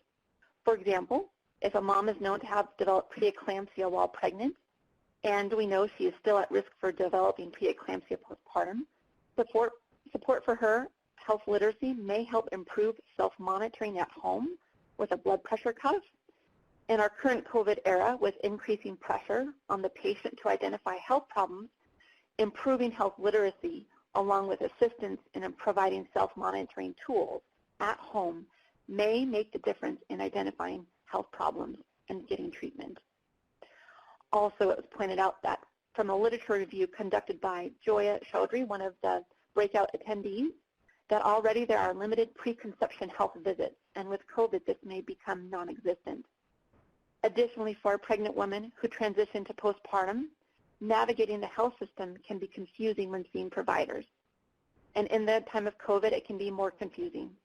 For example, it is not unheard of women starting their care with an internist who, when they become pregnant, is transferred to a primary care family provider, midwife or nurse practitioner, or obstetrician for her pregnancy, and then may deliver with a different provider type and be followed for a short period of time, 2 to 6 weeks, by an obstetrician, midwife, or nurse practitioner postpartum, only then to be referred back to her original primary care provider. Just saying that is exhausting, but imagine actually navigating the system. There was a request to go beyond a woman's childbearing years. We need to integrate the woman across her lifespan, and not just when she is pregnant, during her childbearing years. Increased health literacy, but also better support for women were identified. Currently, non-pregnant women usually have one annual well woman visit or checkup a year, and this certainly is not sufficient for women with underlying chronic conditions. We ended the discussion with long-term needs and solutions for health equity, including the need for a healthier environment. And certainly, health equity will continue to work with the data and research and access and quality work groups. An integrated, seamless co-collaboration is greatly needed. In closing, there is a need for tension. We need to be uncomfortable. It is through the catalysts of discomfort, tension, and pain that we can transform. And as Paul, I believe, or Magda shared in her slide set, don't waste a crisis. I want us all to consider the fact that each of us, members on the board, and those of us attending this conference, we are gatekeepers. Each of us carry power, especially while serving in our respective committee and organization roles. We need to know our privilege, our station, and then find opportunities to share our power and wisdom and mentorship so that we can guide the next generation. I want us to think about moving from allies to accomplices. An ally is someone who is aware of the destruction and aware of the injustices around them and may support, in particular, with the current racism and mistreatment and the murders that are happening, especially to Black and brown people, they may support causes by signing a petition online or donating money. They may be in the streets with a sign that are protesting. But accomplices are what needed. Accomplices is someone who recognizes that we are all one, we are all human, and we are all in this together. And an accomplice is someone who is in the jail cell with another person who was targeted for racist reasons. We need accomplices in this work. So join me, please, on the next joint health equity work group meeting. We plan to take steps to frame the pathway, always integrating work that we're doing with the other two SACIM work groups. And we do plan to meet every other month to continue our work.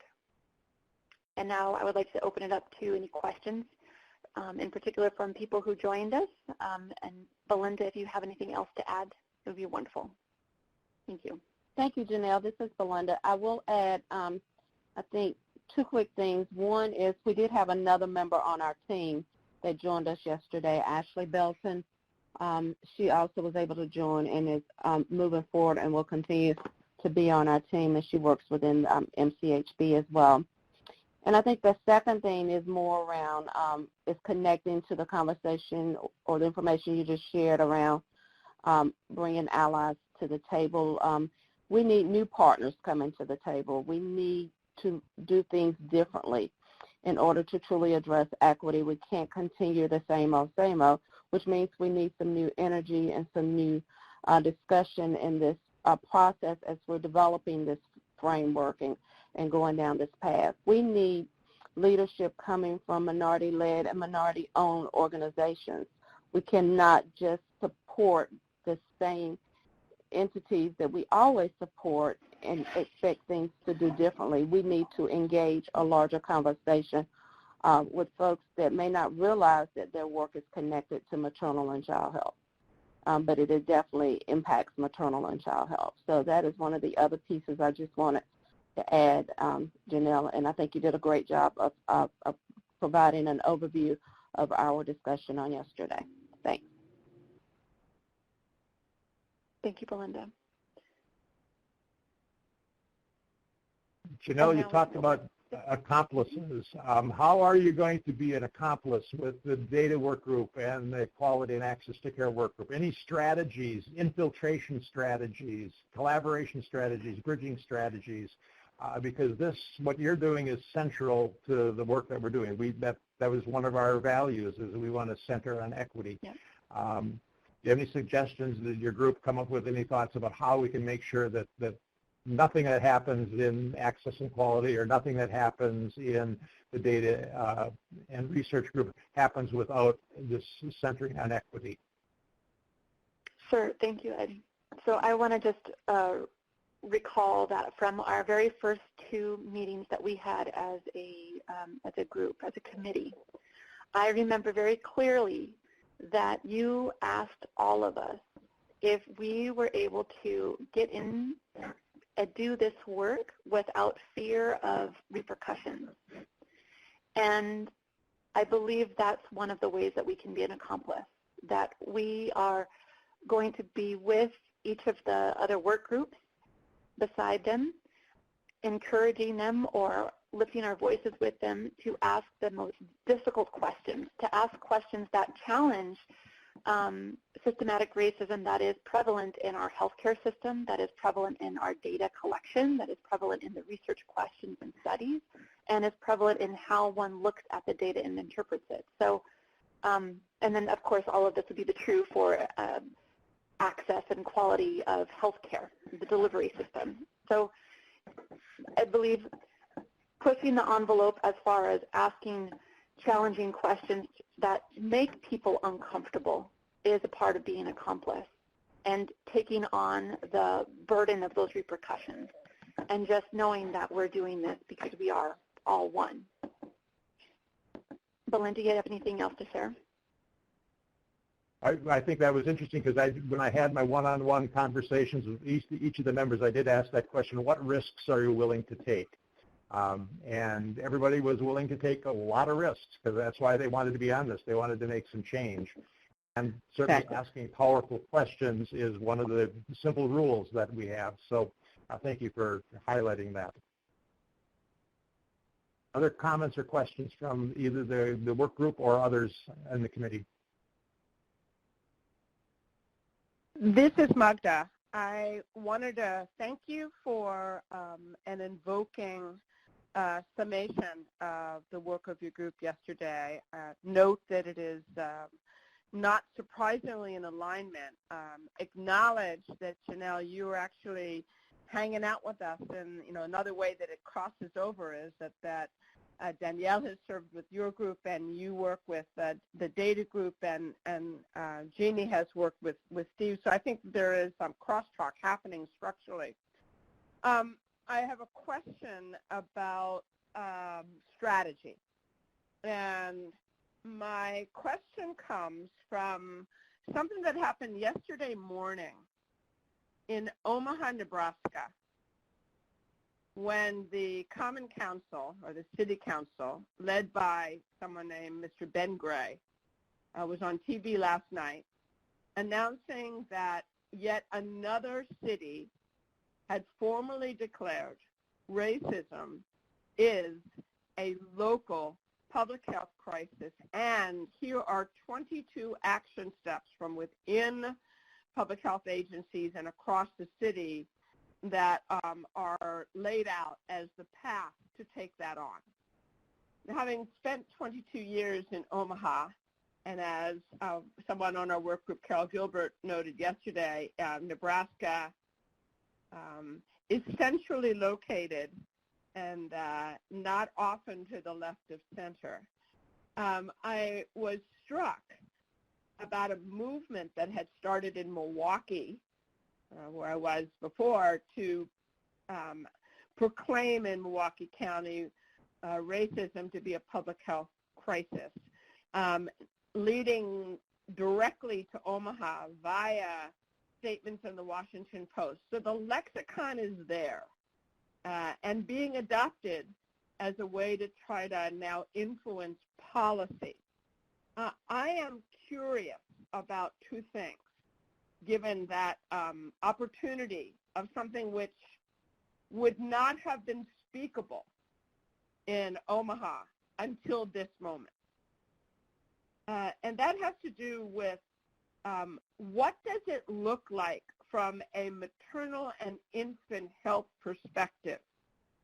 What is our part of that crisis that we can help lift up? And for the other localities and states that are doing this, how can we illustrate what that actually means to have a crisis present relative to racism in terms of who lives, who dies, and why among pregnant people and our infants?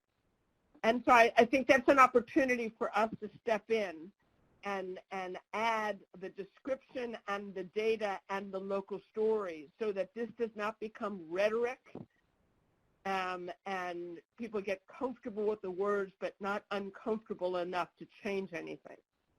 So that's one challenge.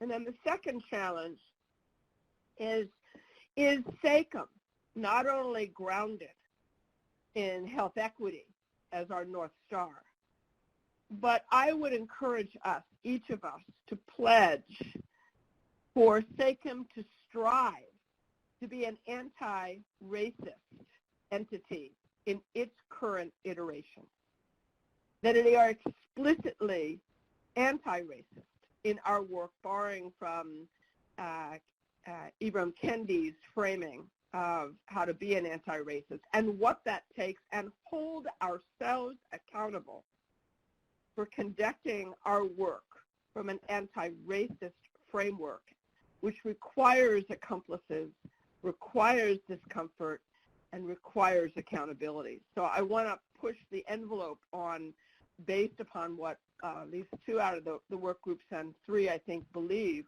about how does this change how we do our work, in addition to helping others put some legs on the rhetoric, which is now local, governmental, and state proclamation. Big deal, but thought I'd put it out there. Thanks, Janelle.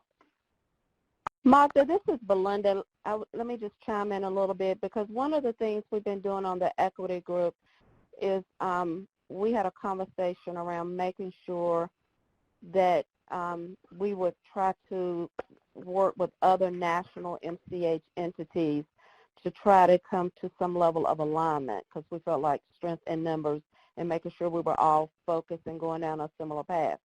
So we have reached out to some other national MCH efforts, and I know some of them are having similar conversations around racism as a public health crisis or racism as a public health issue. So I think it is a larger conversation than just SACIM, and I would agree with you that I think we have to focus on it from a public health perspective and delve down deeper in maternal and infant health. But I also think it will be beneficial for us through the equity group or maybe even pull in others to also have these same conversations with, some of our other folks that we have already reached out to. So like we've reached out to AMCHIP, we've reached out to ACOG and some others, the National Healthy Start Association, City Match and others, trying to get a feel for what they are putting into place. But I also think we have to reach beyond those usual partners, because I think those are the people we go to because they're safe and we've worked with them, and we need to shake this up a little bit. We've got to bring into some partners to this work that this is not what they do every day, but what they are focused on is the whole issue of racism. So how do we connect the two? Thank you, Belinda. I appreciate that. And City Match Board yesterday morning, formally adopted its position as an anti-racist organization. And I agree that work is happening more and more informed by our history in MCH and informed by our work for racial justice.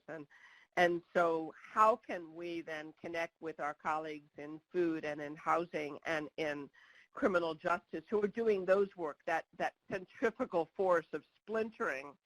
Not only can data potentially be bridges, but the work around racism and becoming anti-racist in our striving forward might be another place.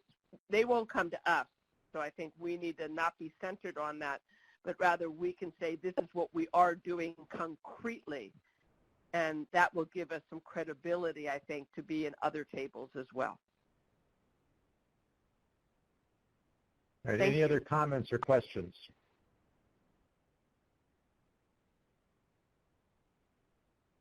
All right, Janelle, any last closing comments? No, just that I believe with the passion that we have on the committee that this work can be done, and it will be about finding the local community partners to help us through that. Thank you. Great. Well, thank you for the work you and Belinda are doing leading that work group and the members of the group. It is crucial to what we're doing. It's central to what we're doing. So, and we will continue to support each other in that work. All right, we're going to take a 15-minute break, and we'll come back. And one of our presenters from the morning, Jessica Roach, will be able to get back on, I think. So I'm going to make space for her from those community voices. So let's take a break and come back at 1:15 Eastern Daylight Saving Time. So take a quick walk.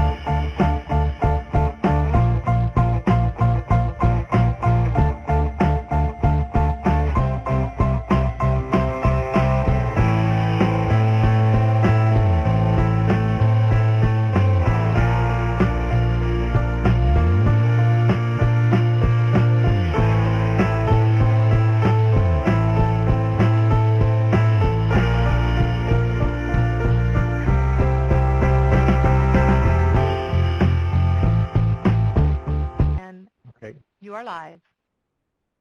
All right, thank you. All right, welcome back, everyone. We've got some business to do this for the remainder of the afternoon, but we're going to start out again with getting some community voices.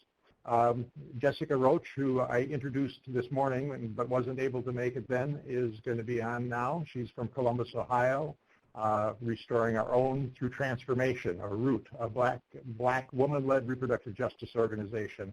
I'm also hoping that we have Jessica Frechette-Bouffreund from New Mexico, Breath of My Heart Birthplace, a nonprofit licensed freestanding birth center from Espanola, New Mexico, and Nicole Gonzalez from Changing Women's Initiative, which she initiated as a better way to meet the needs of families she cared for in a culturally supportive way. So I'll have these three individuals present, and then we'll have some conversation with them. So let's turn it over to Jessica. Welcome, Jessica. Jessica Roach. Thank you so much for having me. Again, I apologize for what happened this morning. A little bit of technical difficulty. I really appreciate the flexibility and the opportunity to speak with the committee. Again, my name is Jessica Roach, and I am from Columbus, Ohio. Our organization is called Restoring Our Own Through Transformation. And today I was charged with the opportunity to be able to speak a little bit about some of the things that occur in our community that we see directly related to Black maternal and infant health. And for that, I decided to choose, in particular, a story, because the story itself can actually go across lines and is very similar to a lot of the experiences that we have, not only with the women that are directly in our community, but that I've had the opportunity to be able to serve over the last 20 years of my career and across our country. So for a moment, I want you to take the opportunity to just imagine what it is like to be an 18-year-old young Black woman who is pregnant and single, living in what would be considered project housing or Section 8 housing, and preparing for the birth of her child. All of the social determinants of health that we know that impact our pregnancies at a disproportionate rate are all in play for this young woman. Living in poverty, lack of education, and being unmarried. Those are some of the terms that we typically look at as risk factors, quote unquote, in particular for the African American community. But in the circumstance of this young woman, she actually has a very significant family base. One of them being a great-grandmother that was a traditional Black midwife previous to when we were actually allowed to go to the hospital and receive services, and she's still alive. A grandmother, slew of uncles and her father that are able to be supportive to her. So instead of fulfilling what is the typical story and what was told to her during this pregnancy, which is that she has all of these risk factors that could lead to there being problems with her child, she has a very successful pregnancy. Baby is actually born 9 days post-due date, as we term late EDD. And baby is successful with breastfeeding, grows and develops well, no comorbidities for this young woman. She had a very healthy pregnancy and everything was fine. Fast forward 7 years to her second pregnancy. This is after all of the social determinants of health have been met. So now she has housing, she's married, she's actually practicing as a nurse, she works in research and neurology. She has all of the things that state that she should have this stable environment that will create a healthy pregnancy and healthy birth outcome. Unfortunately, this pregnancy started to be plagued with problems around 20 weeks of pregnancy, including incompetent cervix, some fluctuations with hypertension and blood pressure readings, leading into what was preeclampsia and the determination of having to do an emergency induction at 34 weeks and 5 days. What she was told during this pregnancy, and of course some of the questions that she had was that, wait, I've accomplished all of these things. I should be having a healthy pregnancy. I don't understand why I'm having these problems.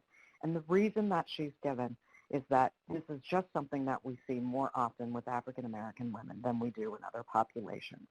So basically she was told that it's because she's Black that these risk factors and these problems came into play with her pregnancy, and there was no other explanation to give to it.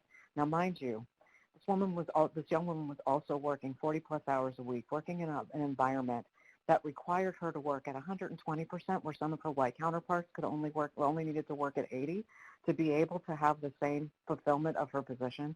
She was consistently told that It was because she was black and because she was a woman that she had the position that she did and that she was fulfilling a quota.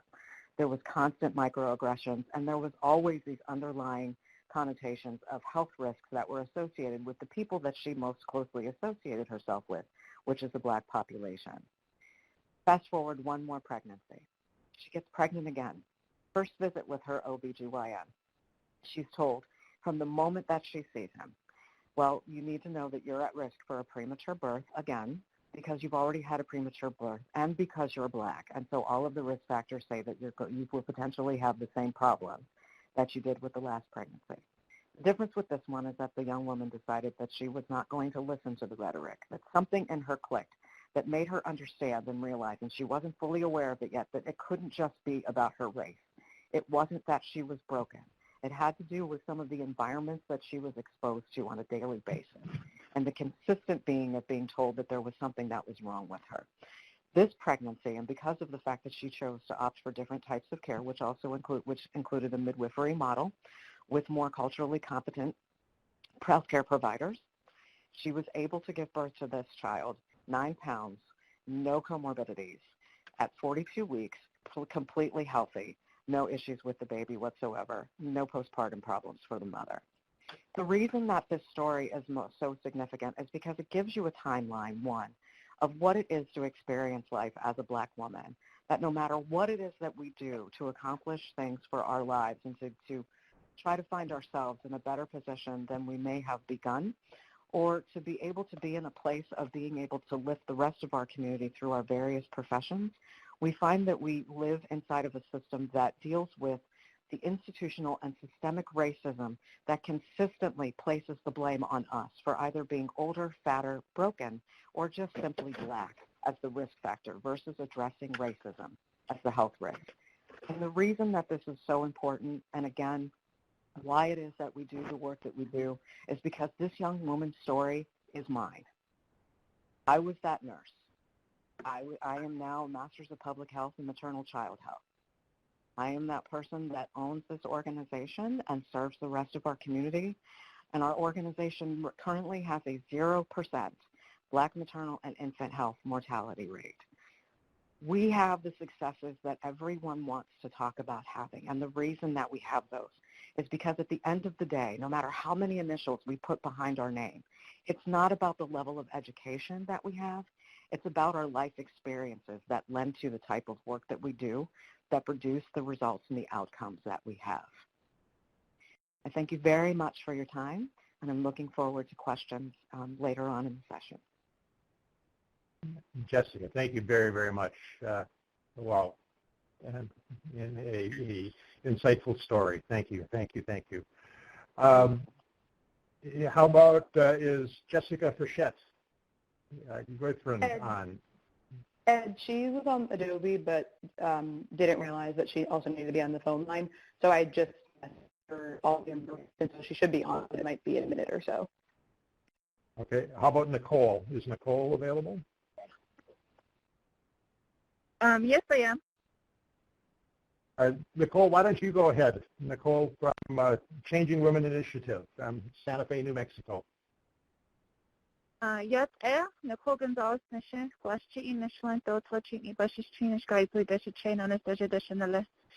Hello, everybody. I'm Nicole Gonzalez. I'm a nurse midwife here serving New Mexico Native American families. I'm Navajo from the Navajo Nation.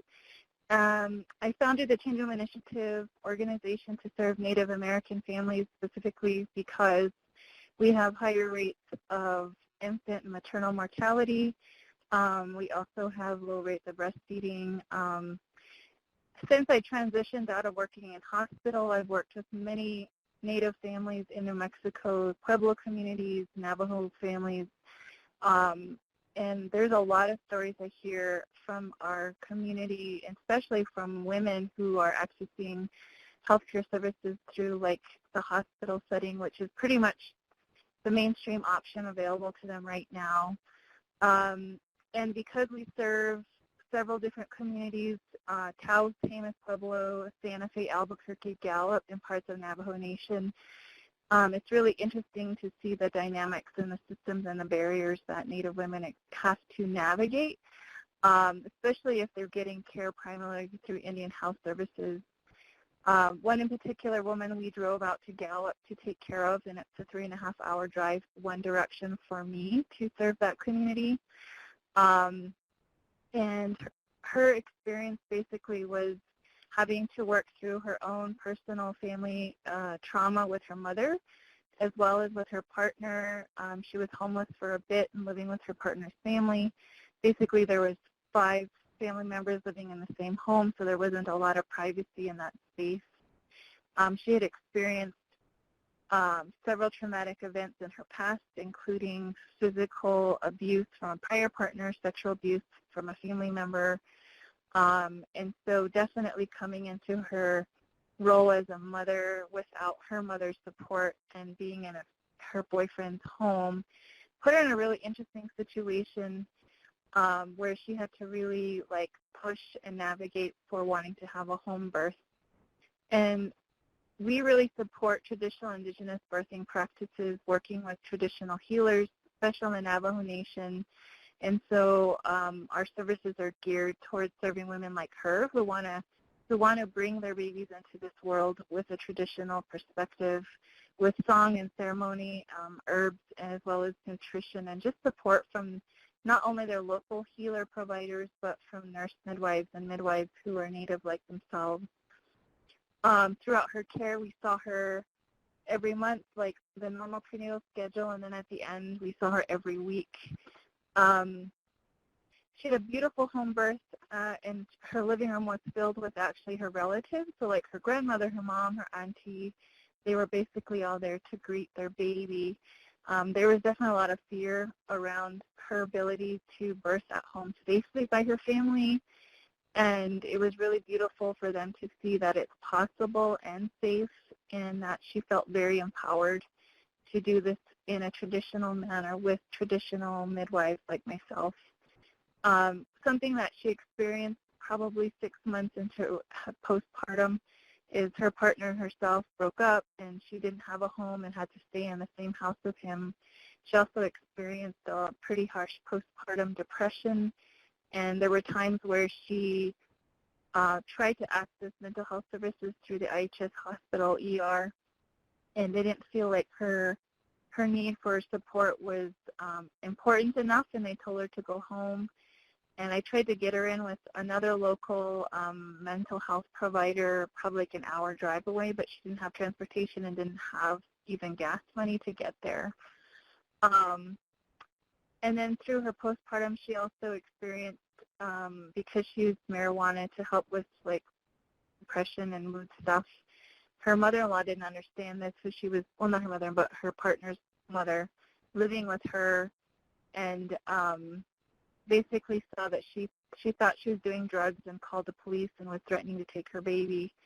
For me, that situation really reflects the lack of support Native American women have in their communities, the lack of support they have in their own homes and their families. Many of them don't have a driver's license. They haven't finished high school. They're really in a vulnerable place in trying to navigate a system they're trying to fully understand. We spent a lot of time explaining to her what her rights were as a mother living in her partner's home. We had to talk about marijuana use and like legality implications. We had to get her in touch with a lawyer to protect her rights as a mother, as well as like supporting her mental well-being, trying to get her in to see a mental therapist, someone to help her through this postpartum time. All of these things are basically issues we deal with all of our Native families. All of the Native women we work with experience some form of trauma in their past that's impacting their ability to have a healthy future. And if there's anything that I've learned as a nurse midwife is trauma really does something interesting to Native women, or just anybody for that matter. It really impacts their ability to understand and receive information as we give it to them, as well as make decisions for themselves. And I feel like I realize trauma is not a conversation, or maybe is a new conversation many of us are having as healthcare providers, but there's real, it really impacts the care we provide and how we provide it. one of the things that our organization is focused on providing is not only paid care for doula support, but also food every week. Food insecurity in Native women is a big issue. That's why there's obesity and as well as diabetes. There's a few places that have healthy food and nutrition, and so all of our families get weekly groceries all the way up to 6 weeks postpartum, as well as plant medicine, especially as we're seeing now with this COVID-19 stuff. A lot of Native communities are returning to plant medicines to heal them and support their wellness. We make a lot of our own tinctures and teas, and we work with local herbalists as well as traditional medicine herbalists to get teas and things to support the wellness of moms. But we understand that all of these things that we're doing to support our families, are not mainstream healthcare issues, or how would I say, like covered by Medicaid or insurances. These are things that we've had to raise money for grant-wise. But I just want to reinforce that all of our Native moms generally come into our care very emotionally distraught, feeling judged, going to see their healthcare provider. They're asked many times if the father is the same father of this baby. Many of them only get 15 minutes or less with their provider. They don't feel like their needs are being met in the healthcare system where they're, seeing their midwife or their doctor. They feel very disrespected in a hospital setting. Many don't even know how to navigate or express what their needs are in a hospital setting. There was recently a hospital, Loveless here in New Mexico, was using COVID guidelines to basically separate the moms and babies. It kind of hit the news last week. And me being a Native American midwife who's worked in a hospital understands how these policies impact Native families, especially in this situation. And so it's my job to really help families navigate the hospital systems in place, because generally those decisions and policies are made behind doors and usually without the voices of Native women. And my job as a nurse midwife is to actually bring those voices to these spaces and remember that these policies and these decisions we're making on behalf of community, sometimes because you may not be from that community or culturally from a different space, that those things are not reflected in decisions being made, especially when they're top-down decisions. And clearly, all the policies and the healthcare decisions that we're making as healthcare professionals have not really improved our maternal health outcomes for Native American women. And I really feel like that needs to change, especially the more women I talk to. I had another client come in a couple of weeks ago crying, talking about how her partner was abusive to her, and she's just trying to keep track of her blood sugars. And mentally, she's not in a place to take care of herself, and she's trying. But how do we support Native women who have these very dynamic and stressful and traumatic families where they aren't supported? And that's really my question to you all. Okay. Thank you, Nicole. You did a nice job of highlighting some of the issues. Thank you very, very much. And we also have Jessica Gutfreund, also from New Mexico, will add another perspective on this, and then we can open it up for some conversation. Jessica, are you with us? Yeah, here I am. Can you hear me? Yes, I can. Thank you. All right, great. Well, thank you all for inviting me to participate today. And thanks so much to Jessica and Nicole for your presentation, because I feel like I have to say a lot less. I think that, across communities of color in the United States, we see a lot of really repetitious patterns around the combined effect of intergenerational trauma, the impacts of poverty and systemic racism, and how those are affecting birthing people.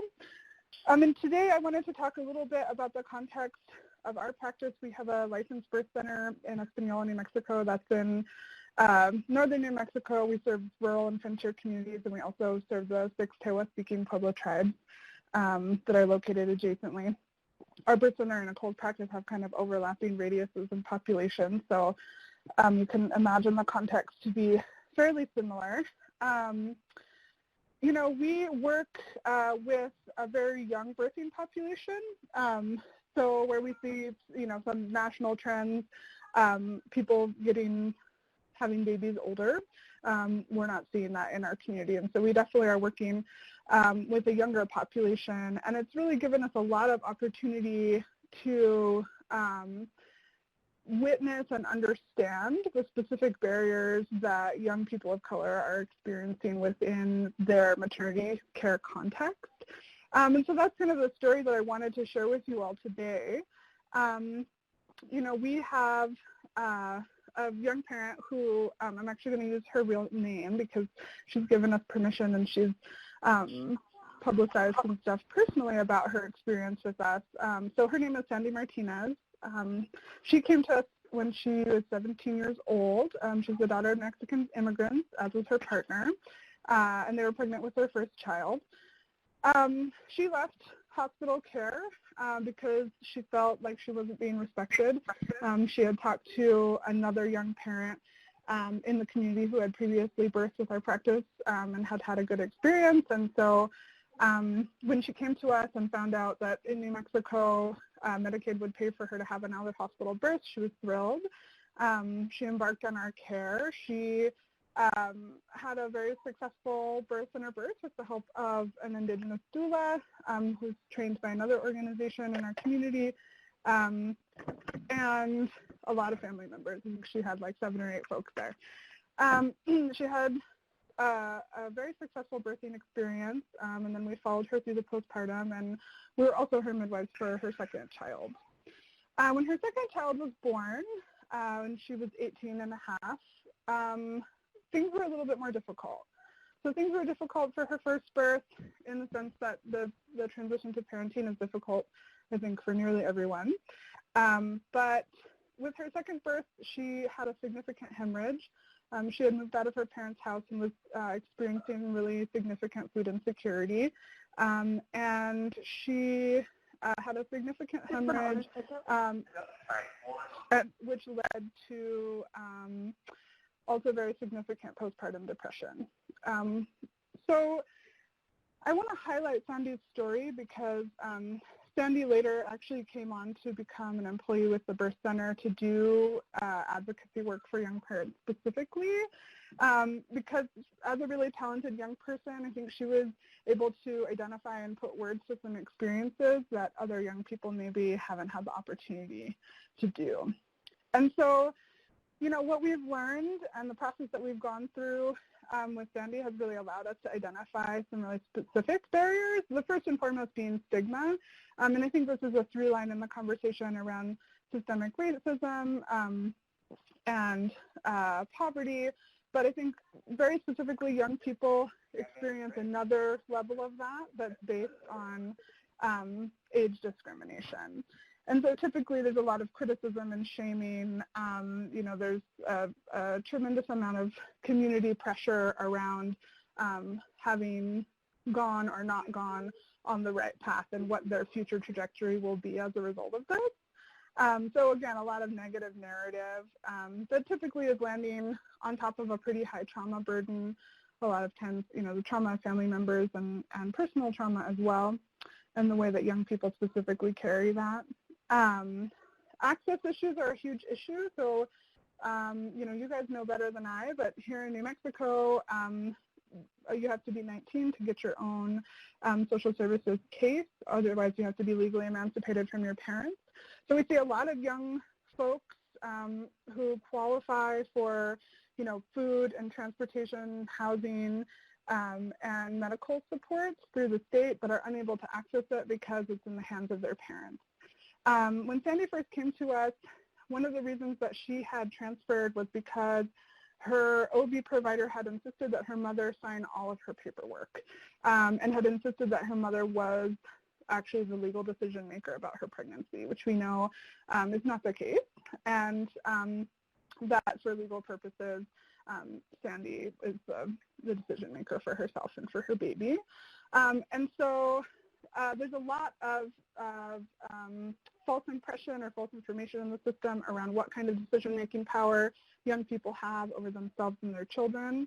And as a result, there's a pretty significant barrier to accessing those decisions that most of us as parents might experience in a casually autonomous way. So, food, transportation, housing, all very significant barriers. There's a lot of assumptions around young parents not actually being in charge of or raising their own children, assumption that grandparents are raising these children, and so young parents are not actively involved in decision making for their children. Difficulties with employment. By and large, young people who become parents are excluded from opportunities that are typically geared towards people their age that are associated, with the school system or, a pre-college pathway, and are also not fully incorporated into opportunities that are geared toward older parents. So employment is a significant issue. Typically, there's a lot of age discrimination. Low-wage jobs are the only jobs that are available. And typically even to have a management position at a place like McDonald's or another fast food establishment, which is some of the major employers of young people in our community, one would need to be at least 21 years of age. We also see that our young families experience disproportionate racial profiling and targeting for deportation in our community. So for young folks that have had any kind of contact with the criminal justice system, at least under this administration, we've seen a huge roundup of young people, specifically some of those being young parents that we've cared for. So again, young people who are experiencing the full arc of the barriers and difficulty and trauma burden of folks that are, 10 years older than them, but really don't have access to even the minimal supports that are available for the population at large. And so that's mostly what I wanted to shine a little light on today. Again, I think, so many presenters have shared really important information, and so I don't need to duplicate what's already been said, but I did want to shine a light specifically on our young folks who are parenting. Thank you, Jessica. Thank you very, very much. Interesting stories. I'm going to open up. We have about 5 minutes. You can take about 5 minutes for any questions that people might have. But I get a sense from the three of you that there's some hesitancy for young women and particularly women of color to feel welcomed by the mainstream medical community. Do you get a sense of that? And I'm also sensing, is there pressure, particularly in New Mexico, looking at your websites about a push for more home births? I'm just curious about people's relationship with sort of mainstream medicine and its impact on health outcomes. What are the three of you seeing with that?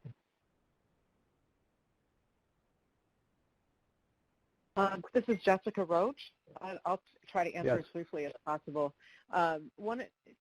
Primarily what we're seeing is what we have always seen, and the primary reason that we started the organization to begin with and why we've been involved in the work is that, one, there aren't enough healthcare practitioners that look like us. That in and of itself causes some significant distrust. Second portion of that is inaccurate health communication, and the assumption, especially because we still have race listed as a health risk factor, there's an assumption by multiple providers that state or think that simply because you're a black woman, you're more at risk for health complications related to your pregnancy, and so therefore sometimes isn't necessarily treated, or that's the first thing that you hear when you walk in the door, or here are all the things that you're at risk for because you're black. Coercion into different types of, whether it be a cesarean section or an induction for the just in case, without there necessarily being the medical information that would support that type of decision. I can tell you that those things have increased substantially, especially now in the pandemic, where some of our support people are being banned from being able to work in the hospitals or do the visits with our clients. And this is not something that's new, and we need to be very honest about it and direct in dealing with it. That the unfortunate reality is that we have been taught, and I'm saying this as a nurse as well, and being in that setting, we have been taught that there are actually medical complications as it relates to maternal care that are directly related to being Black versus really understanding what the stress factors are, what the institutional racism factors are, and what the inaccurate health communication is that we're giving to our folks. So yeah, there's definitely a trust issue in there, and this is not new. This is not anything that's new.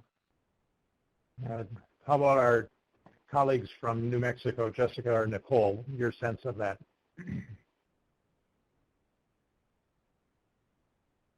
Yeah, I would agree with everything that Jessica said. This is Jessica, good friend.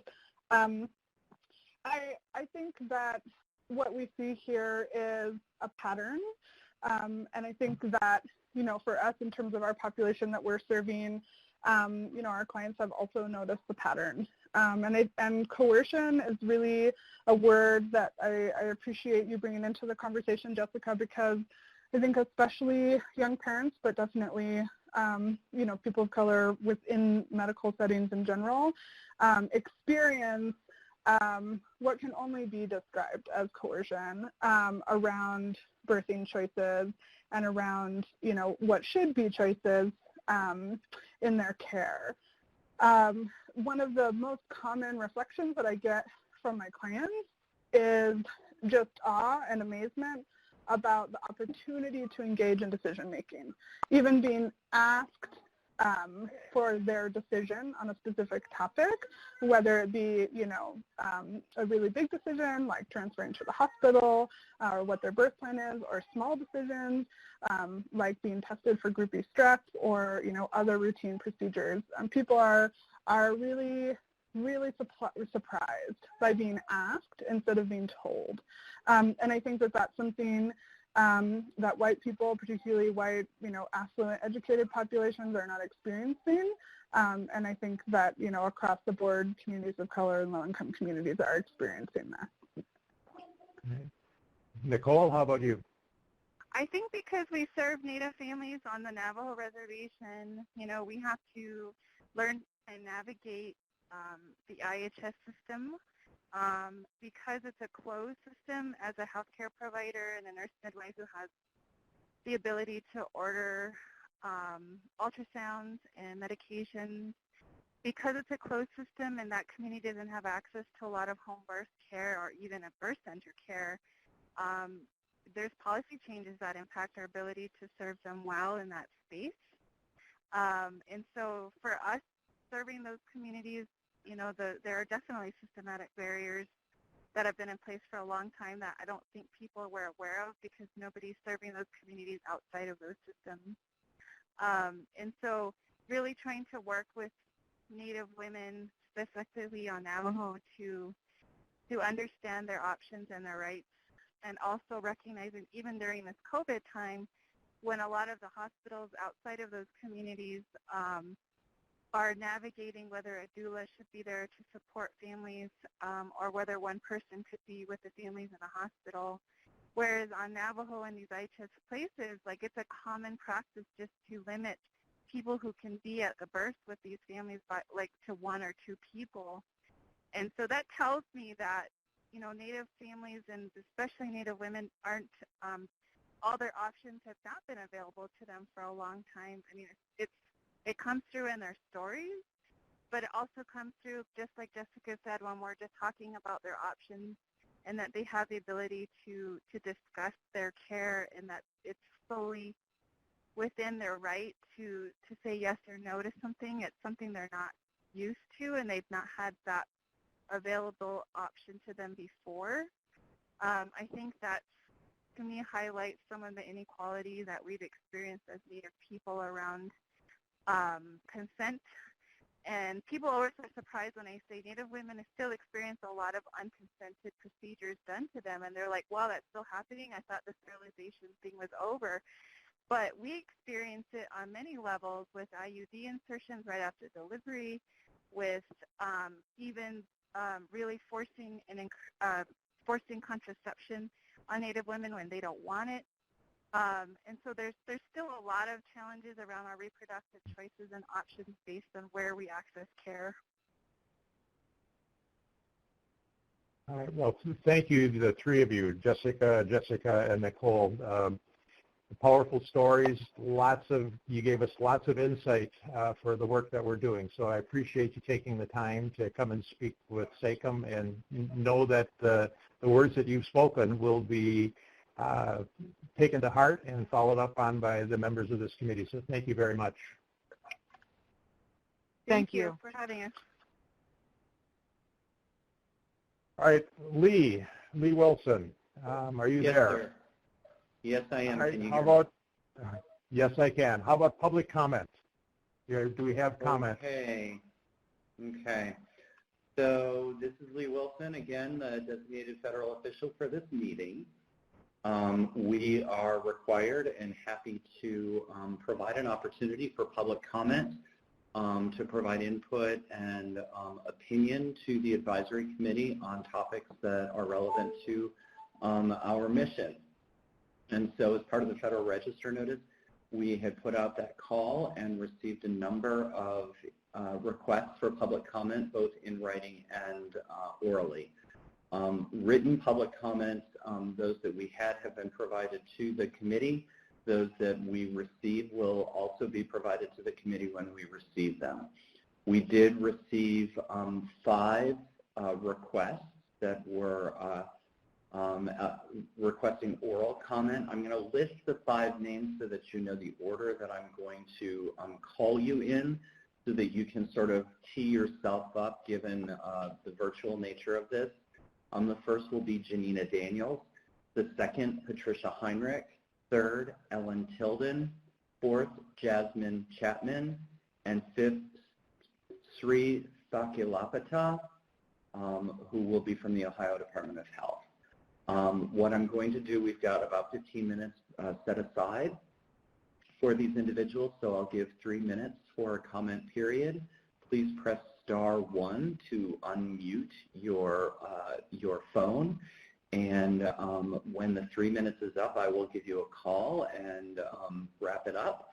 If there is any time remaining at the end and there are others who might be interested in providing, we have in the past made that option available, we can go from there. But let's start now at, my watch says 1:57 with Ms. Janina Daniels from the Center for Black Women's Wellness. And again, that's *1 to bring yourself into the queue.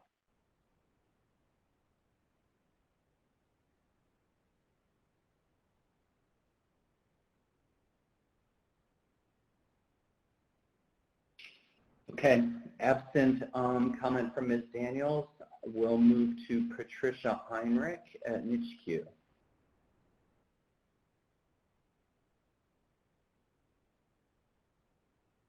And again, Patricia, that's *1 to bring yourself into the queue.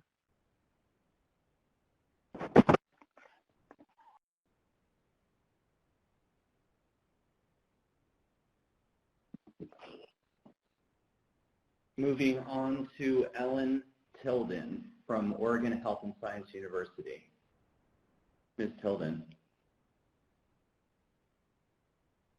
Please press *1 to bring yourself into the queue.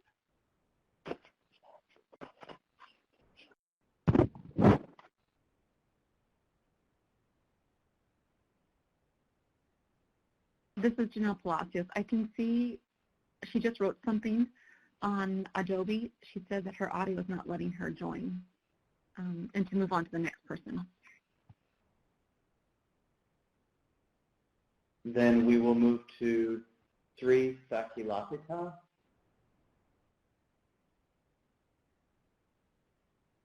And again, that's *1 to bring yourself into the queue.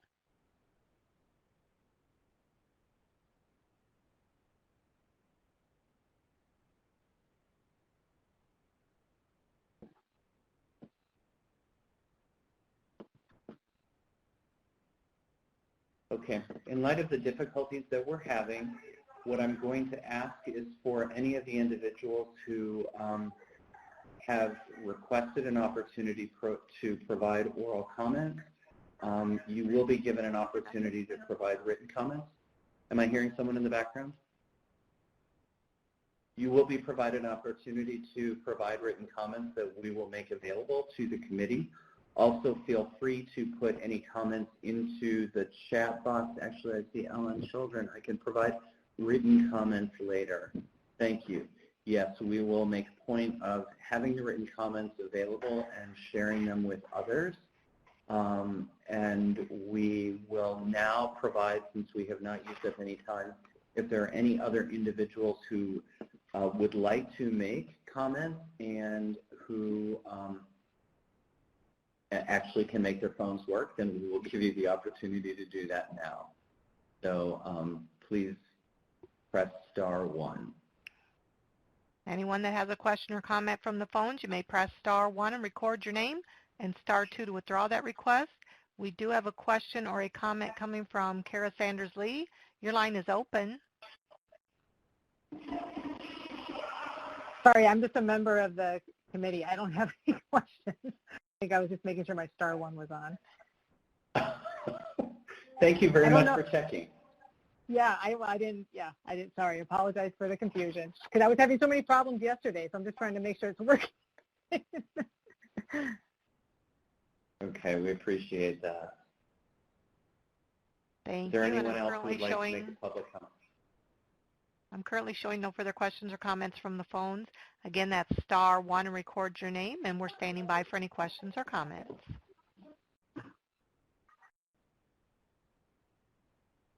I'll give it another 15 seconds. This is Jessica Goodwin. Can you hear me? Yeah. Yeah. So I obviously was just a presenter, but I don't have, I didn't have the full context for the meeting today prior to logging on. But I guess my public comment would be, how can community organizations directly engage in a more meaningful way? I appreciate the invitation today to speak for a few minutes.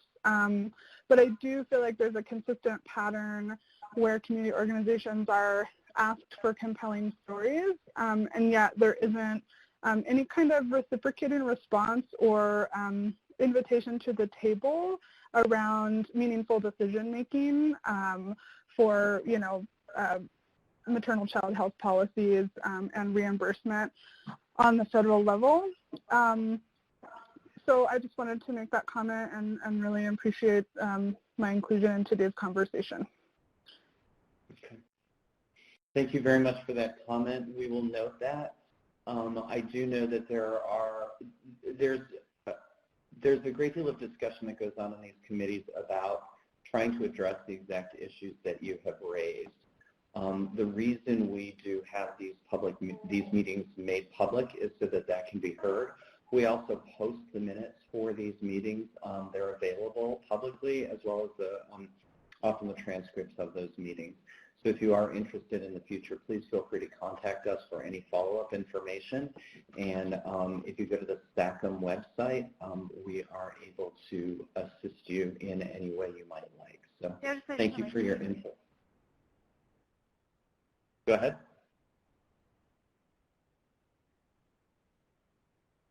Okay. Do we have any other comments? I'm showing no questions or comments from the phones. Okay, Ed, thank you. I'm going to turn it back over to you.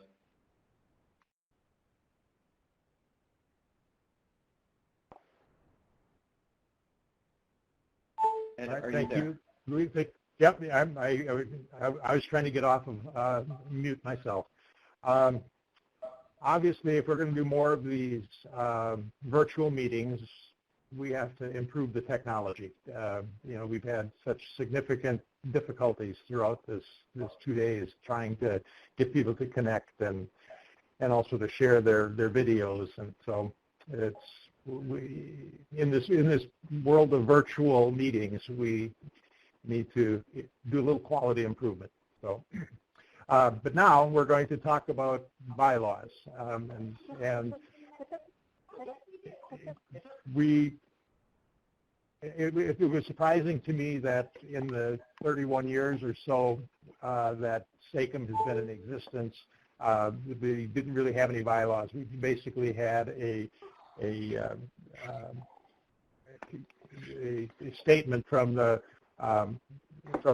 secretary about what we were supposed to be doing, but there were no bylaws, and it just seemed like we needed to have some bylaws. So I took those as a template from the Heritable Diseases Committee, and then I put these together. So we're not going to vote on bylaws today, but I'm just going to raise a couple of questions and that we can finalize the bylaws when we get together in September. Basically, the questions I have, and I made these things up sort of out of whole cloth since there was nothing to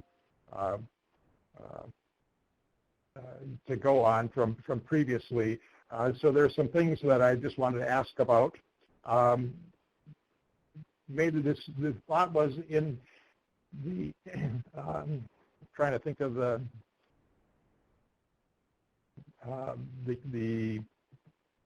our charter doesn't say anything about voting members. It just says we have members that are appointed members and ex officio members. And I thought it was appropriate from the charter that we should probably have voting members just be the appointed members, since the ex officio members are federal agency representatives, and they have input, and we're making recommendations to federal agencies and making recommendations to the secretary for the federal agencies.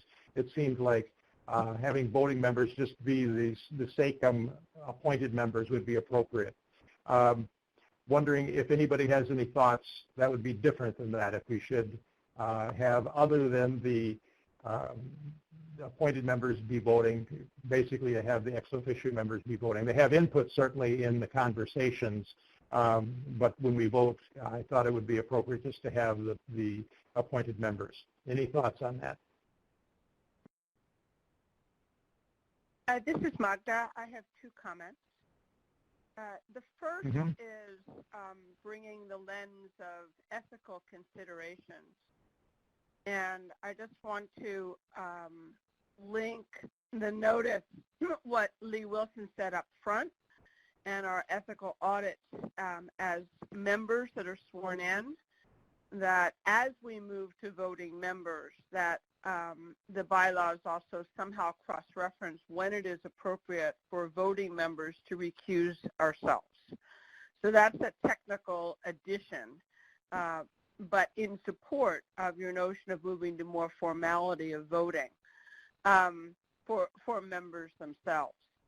And, excuse me, and I think the second addendum with support comes from Lee Wilson's presentation of the PREMI Act. And I would add to your context for voting that we also still have the opportunity to report directly to Congress because of the PREMI Act. And given that we have dual reporting lines, one specific to the PREMI Act and one specific to the charter currently reenacted of SACIM to the Secretary, all the more reason to be able to have a record of formal voting, which allows for, in that voting, both agreement, or if you will, for those that are dissenting, and dissent is not disloyalty. Dissent can bring additional conversation, so to welcome that opportunity, and those that may abstain. So I think those are just embellishments to your general premise to bring clarity and transparency, particularly given our opportunity to influence policy in two different avenues. Thank you. Thank you, Magda.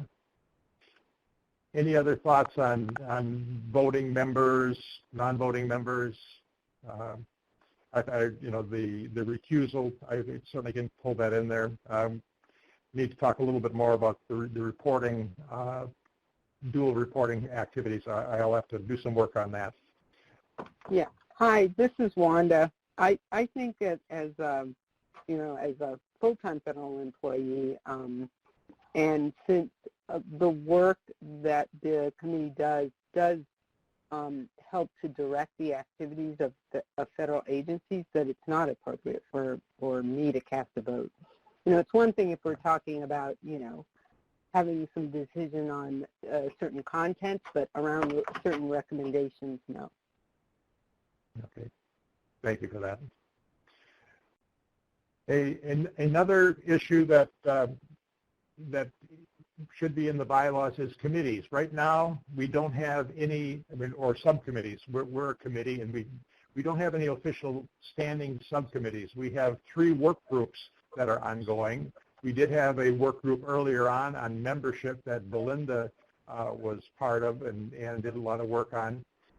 Work groups are temporary kinds of things. They have fewer requirements in terms of membership, whereas official subcommittees of the SACIM committee would have some more requirements. And so the question is, are there some things that we should have as standing committees? Any thoughts that people might have about standing committees, things that would be ongoing and then would follow the rules that HRSA has in terms, or federal government has in terms of official standing committees?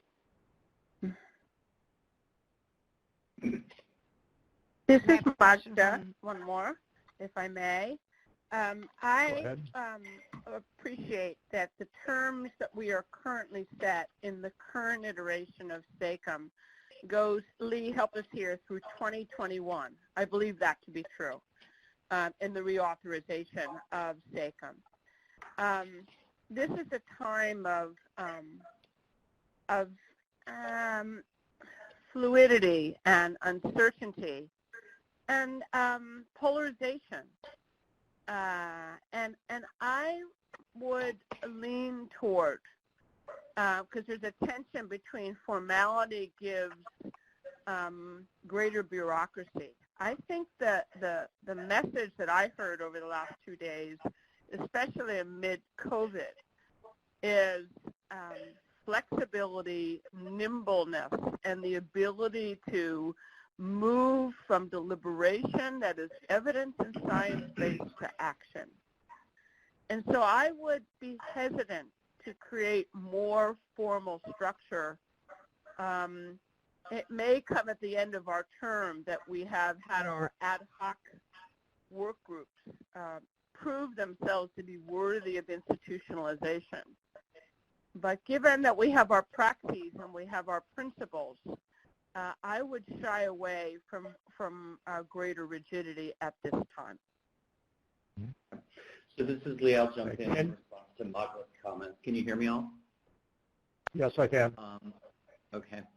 So just to reiterate some of what I had said yesterday, the current operations of the Advisory Committee on Infant Mortality are authorized and in place as their own advisory committee to the Secretary, because we are not required and therefore are not complying with the intent or the spirit, I'm sorry, it's the wrong word, with the letter of the law when it comes to the PREMIE Act. Because the PREMIE Act was not appropriated, we are not actually exercising that full right.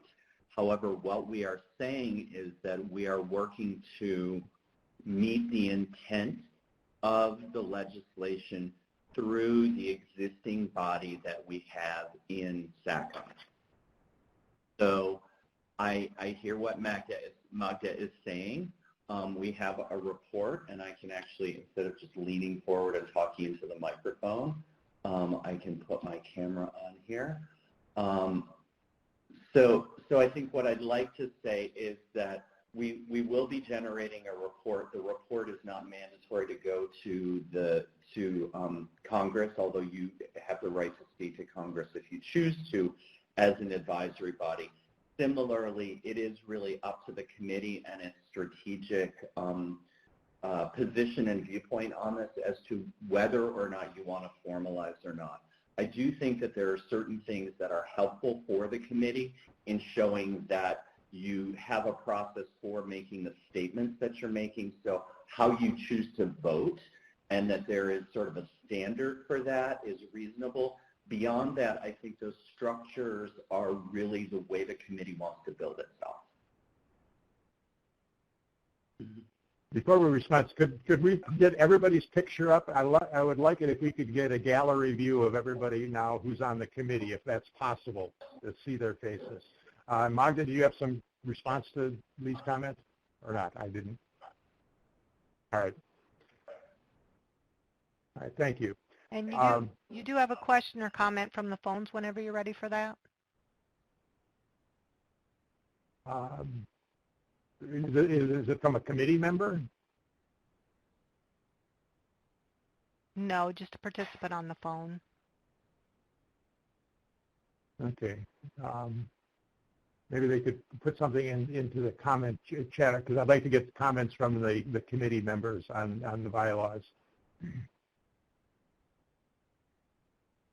Any other comments related to subcommittees, actually having standing subcommittees? And like I said, we don't need to do that. I was just raising it because that's one of the things that was in the heritable conditions when they have some standing subcommittees. And I want to make sure that, and there's some accountability that goes along with that in structure. But we do have voting mechanism for the committee as a whole, which really is, I think, meets the requirements of having a quorum and having voting members and having, what's a majority viewpoint.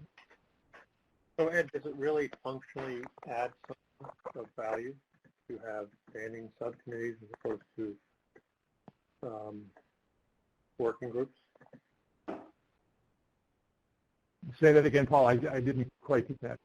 So I'm wondering, does it add something material, some material value or some improved functionality to have a standing committee as opposed to a working group? No, I don't see that it adds any value. It adds some accountability, because then we have to have a certain way of appointing people. We follow the protocols. But I think right now that they're temporary, gives us more flexibility.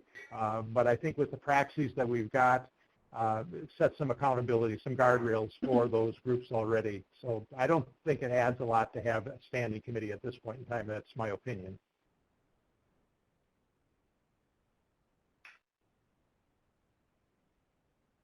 I think maybe if SACIM increases in size in the future, maybe that would be worthwhile. But I agree that we're a small enough group right now, and we're divided up pretty well in various areas of endeavor. Right. Am I on? Yes. May I suggest? Go ahead, Magda. Yeah, I think that in the bylaws, the notion of having what is common across the praxis of operating principles. I think today's and yesterday's presentations of voices and stories remind us of nothing about us without us. And the notion that the composition currently of SACIM is on the limited side, shall we say, in terms of voices of persons of color. And so the notion that we strive for in our anti-racist work and that we hold ourselves accountable to, I would be encouraging that the bylaws perhaps speak to our commitment to having, to lift up voices, to assure voice and representation.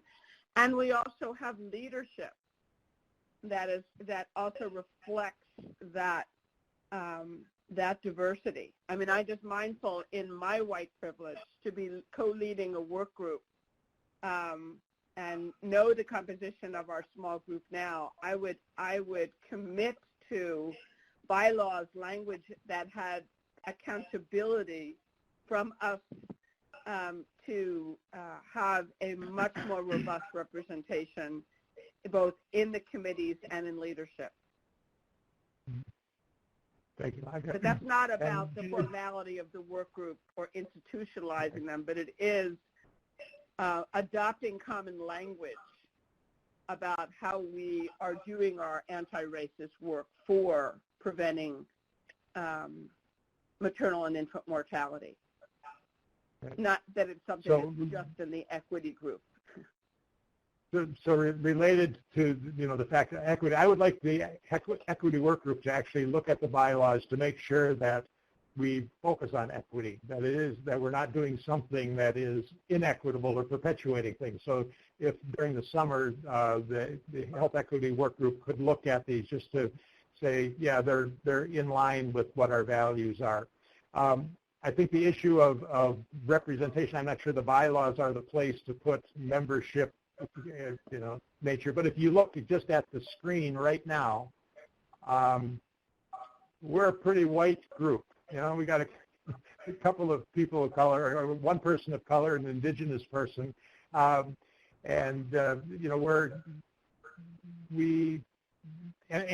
chair is an old white guy.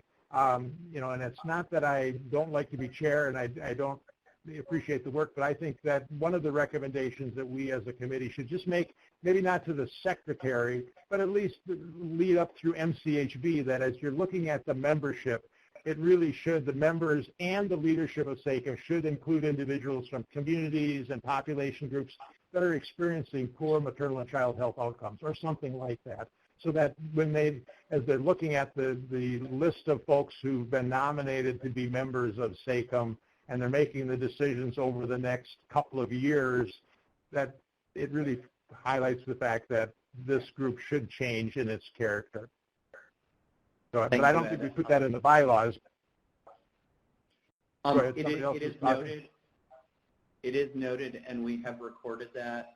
For the committee members who may not be aware, we have gone back a couple times to Ed and to others to inquire as to whether or not there are any priorities, which I know has been raised with you in the past when it comes to the selection of future advisory committee members. There was a call a number of months ago that went out for nominations for new and or additional committee members. We have received those nominations. To be honest with you, we had embarked on the process of generating the sort of matrix that we normally generate as part of the SACA process, which, for those of you who are familiar with SACA, there is an elaborate structure that we need to go through for identifying issues of coverage and what that coverage and diversity should look like, both professionally, gender, regionally in the country, ethnically, and opinion. And so we had embarked on that process. To be honest with you, COVID has sort of overtaken some of those activities, but we are also going to be, as that process unfolds, we will be developing a package to go forward with a design.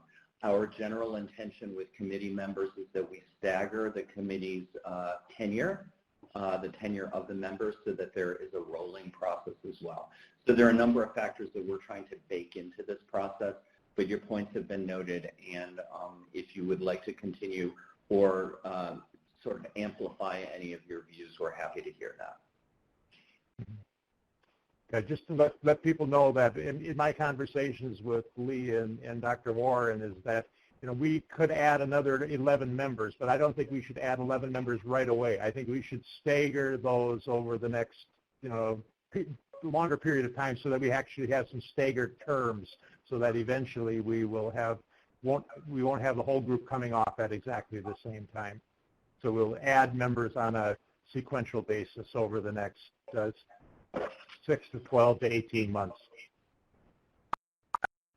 That was my recommendation. I don't know if they'll take it or not. But Ed, this is Belinda. This is Belinda. The questions the list that we worked on with the committee, and Vijay and I co-chaired that committee together, did any of those names move forward? Or do we know? They did move forward, yes. And then there were other names that were through the solicitation that came in other ways. So those yeah, names. so you're aware. Added. Yeah. So you're aware we received over 150 nominations, which is actually quite a lot of nominations as far as advisory committees go. Can any now? And this is a question I have. Can you share those names with the committee? Unfortunately, the information that they have provided is confidential. So I'm standing in as the DFO. That's something that is a little outside of my understanding on this process. Yeah. I do believe that it's that there are elements of this that are confidential. If we are able to, we will look into that and see what we can do about getting those names to you. Yeah, because I'm interested in the fact that these are people who would be interested in working on maternal and child health issues, and we might be able to engage them in some of our work groups or either the existing work groups or other work groups that come up. So that it's another way of getting people engaged who have some interest in doing that. Sure. And would also like to know. Go ahead. Belinda? No, I was also saying that we would also, especially if they're interested in working on equity and issues of racism, because just because you're interested in SACIM doesn't mean that you're interested in working on those areas. So it would be nice to know those individuals, and you may not can ask the question, but it would be interested to know, because I'm always interested in trying to figure out how you bring down 150 down to like 5 people. But I'm sure you've got a process, so I understand. Ed, do we have building on the recommendations from Belinda and Vijaya last year? I know we've set that forth, and I know you put out a call in the Federal Register. But I think that Belinda's point is particularly salient at this moment, because that notice in the Federal Register went out before COVID, and it went out before the current elevation of racial injustice and police brutality and racism being declared the public health issue. So I'm curious if it would be helpful to the Bureau or to whoever, or to David, is if we would do a revisit, Belinda, with some help of others, to say, here are the criteria that we hope you will use, given what we have now, to be able to whittle that down. And because I think that there may be some clarity in our own service, clarity of what is most urgent, and build off of the very strong work that was presented a year and some ago, to say, here are our recommendations as to the priorities and criteria or the filters that you whittle that list down from. And instead of you're giving us the names, maybe we can be proactive to make that specific recommendation in a timely way. Is that doable, Belinda, Lee? Belinda, would you be willing to survey the members of SACIM, given your work on the membership group, to get those sort of what are the things that we'd be looking for? What are the things that are missing? What are the things that need to be added? What are some of the perspectives that needed? So maybe would you be willing to do that, Belinda, to try to get this from the members during the summer so that we can move that on to MCHP? Yeah, sure. We could do like a Survey Monkey and ask a couple of questions. I'll send some questions to you, Ed, to look at first, and maybe to Janelle as well from the Equity Committee. And if we'll look at them, I have no problem sending them out and compiling the information. Yeah. And actually, why don't you include Steve and Magda also as heads of those working groups, so that they also, because that'll bring in a little different perspective. So. And then we can generate a survey that can go out to all of the members. So, Lee, what is the timing on this? How many members do we currently have? We have 10 members right now. With Vijaya's resignation, we went down to 10 members. Okay. So we will welcome your input and your comments. The process as stipulated requires that the names that are presented to us have the resume, their sort of interest statement, and then we do an analysis or sort of a matrix to basically describe who fits into which boxes.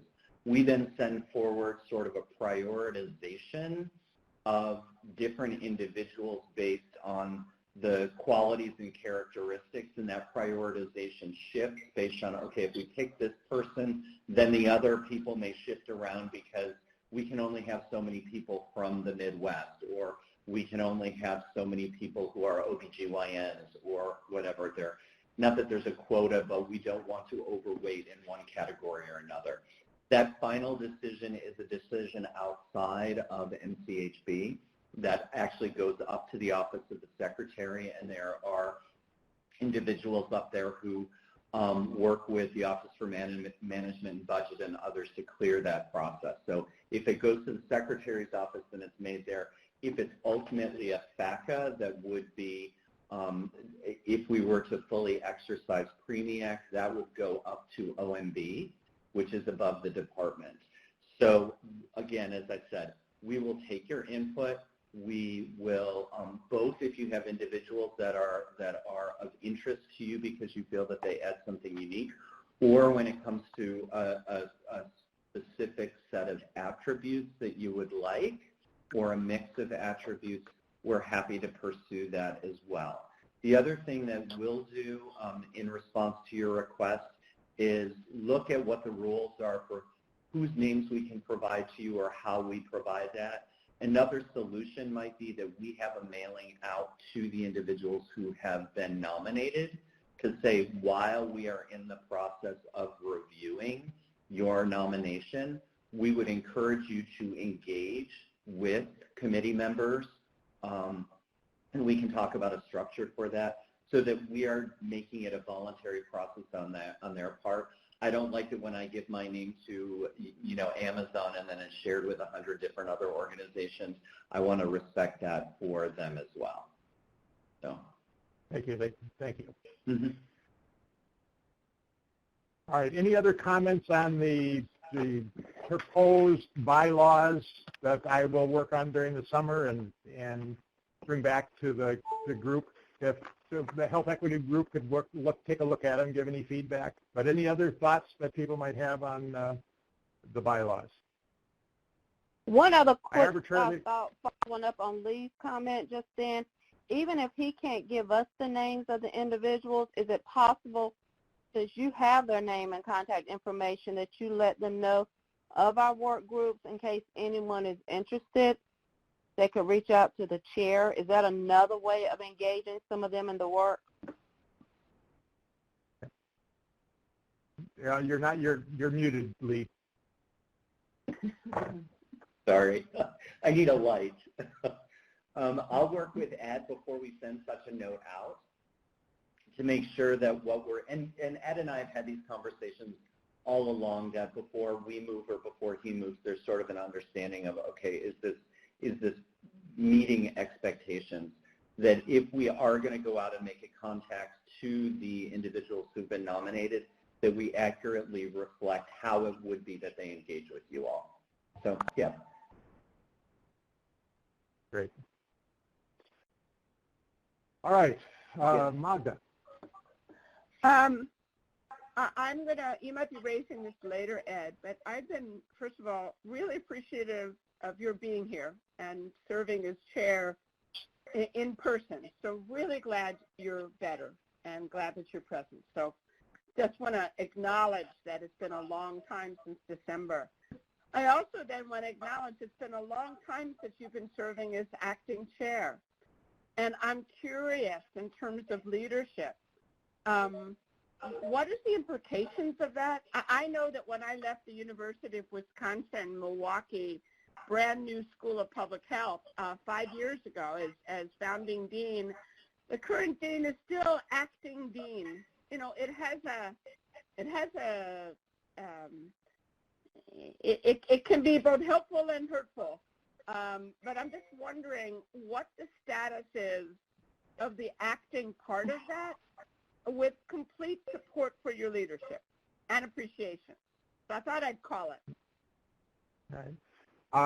I don't think it makes any difference if I'm acting or if I was full status chair.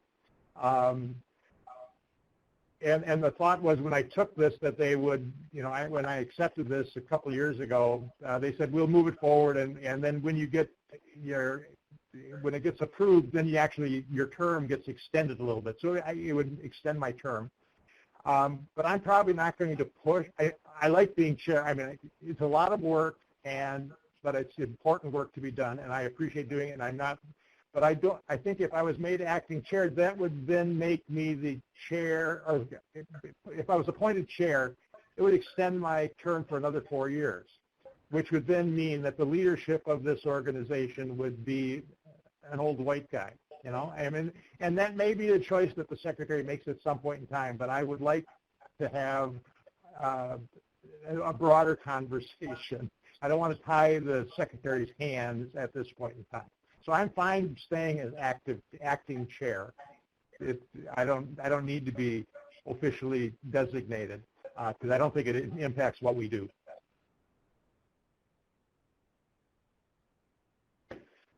All right. Let's move on to the last part of the work that we have to do. And the first thing of the last part is I would like to come to some resolution on our recommendation to the Secretary related to COVID. And I sent something out last night with some wording changes based on what I heard in our conversation. Subsequent to that, I got something back from Jeannie Connery that I sent to you an hour or so ago, and you probably haven't had a chance to read it. And I just very briefly went through it, but I think one of the issues that had come up was the second recommendation about, or it was basically the first recommendation was stand up hospital-linked, non-hospital-based labor and delivery units and expand the capacity of existing freestanding birth units.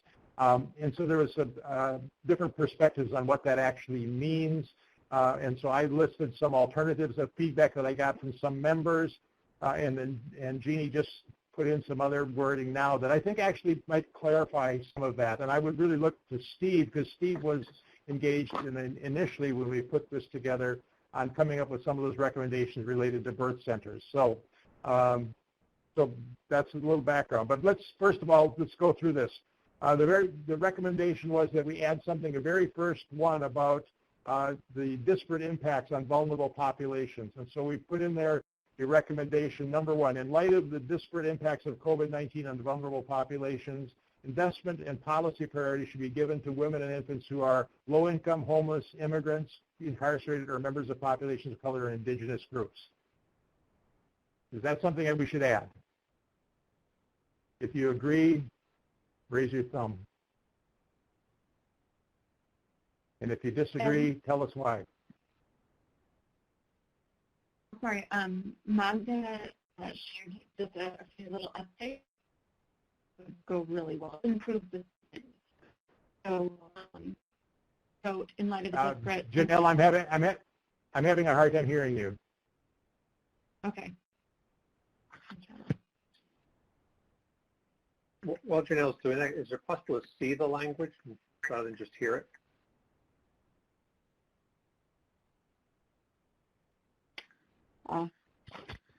Let's see. You should be able to share a screen. Ed emailed it to us, so you should have it in your email. I have a glitch because it goes to the wrong email. So. Yeah. And I will say that I did also send an edit off of Jeannie's edit in the last 2 hours with some recommendations as well, but I can't imagine others will have seen it. But Ed, I don't know if you received it or not. I sent it to everyone. Yeah, I saw that you sent it. I hadn't had a chance to look at it, though. So I was trying to say that Magda's edits were perfect, that it improved the statement for the first statement and the title. My suggestion was to say protect pregnant women and infants from harm, and promote their well-being. And I was picking that up from Joya. So there's that edit. And then there's a suggestion it's just a little bit of embellishment in number 1. And it's there not to do wordsmithing together, but it adds in some of the dynamics and wording and language that came up during the last 2 days around insurance levels, housing insecurity, undocumented. And sidebar, I do want to just acknowledge to my colleagues the Supreme Court ruling this morning around DACA. And if you have not heard, it is also landmark to uphold DACA and protect the immigrants. So I say that to you factually. Yes. All right. I hadn't heard that. That's good news. Good news. But it doesn't change. Right. And so anyway, there's some language. Just if it's useful, I put it in there, and the rest of my comments are down in number 10. Thank you. Okay. All right. Yeah, I now see that, Magda. I think those are good recommendations. Janelle, you thought so too? Yeah. I was able to open up the document, and I thought that the changes that Magda made were perfect. So just to say that I think we should approve it as it stands. Okay. All right. Now, Magda, did you work off of Jeannie's update, or did you? I did. I worked off of Jeannie's update, number 1. It was sent out to everyone an hour or so ago before we came back from whatever break we took. I did nothing relative to numbers 2, which you still have conversation to have. My primary focus, however, was on data and surveillance. So when we get to that, I'll be glad to speak to that. Okay. All right. So can everybody, has everybody been able to take a look at Magda's rewriting of that number 1?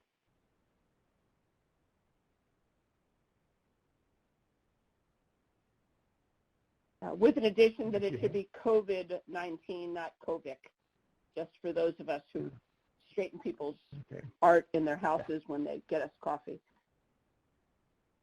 All right. There was some language that I thought that Joya mentioned yesterday, and I have to go back and try to pull my notes, but I thought in her presentation to us, it was something about using the terminology at risk. I'll transpose numbers on you if I do it. But no, let me get back to Bud. Yeah. Thank you for that pickup. I struggled with that language. But yeah, no, I can understand that it gets harder to find text. Yeah, here it is. I almost was going to tell you wrong, but it's 605-280-6930. Oh, I think that's a whole another conversation going on. Yeah. I was thinking that Joya, in her presentation to us, she was saying something around the terminology of at risk. And that was my only concern about that terminology, but I just can't remember or come up with a different wording, and I think that is why I had removed at risk from one of our versions. All right. My guess is we can negotiate that, but if the general thought is the same, we can change what it is about risk. But is everybody okay with that? The upgrade that Magda had with possibly changing the word around greater risk, whatever that risk terminology is. I'd appreciate it if you could give me a thumbs up. Yeah, I'm fine with it. Okay. All right, then let's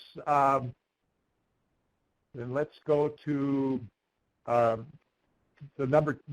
recommendation relating to hospital link. Steve, have you had a chance to look at what Jeannie Connery sent earlier today that I forwarded to you?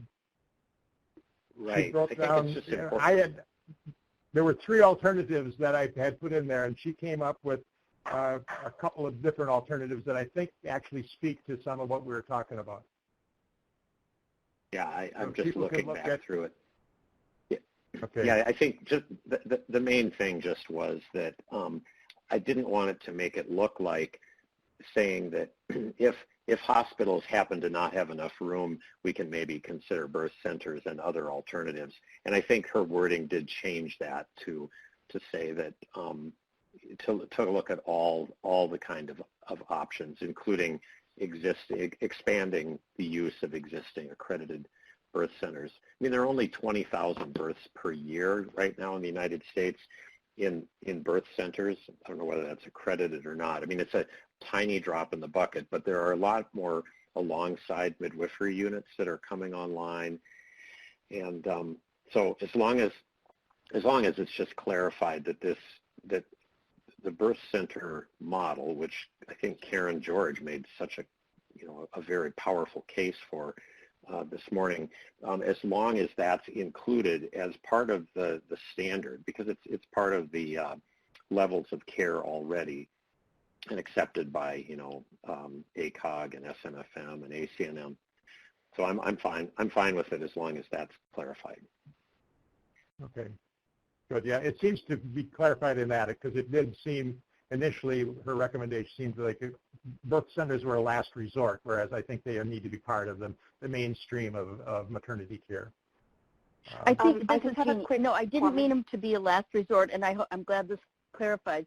My only point was, with this being a COVID-focused comment, that it was more the autonomy of a labor and delivery is what I was originally getting at. So I wasn't getting at hospital construction or anything. It's that what we're seeing across the nation is when push comes to shove, it's labor and delivery units that are shoved. So that was the whole, since this isn't about hospital capacity in the broad spectrum, it was originally because it's a response to COVID, and since COVID is kind of an immediate in that we've got a couple months to this year to get it, what do we need to do? And all I was trying to get at was prioritize labor and delivery. Don't take the space away from labor and delivery and put it as the poor stepsister. So I'm glad this change gets to it. I don't think you're going to be looking at true hospital expansions other than tents, as we've seen this last year. I'm a little concerned about unintended consequences with the use of the word autonomous, though. In that, does that mean they have to financially stand on their own? Because most no, I got so if you go down to where I wrote the word suggest, then that's when we came up with the other. I came up with the other wording. All right.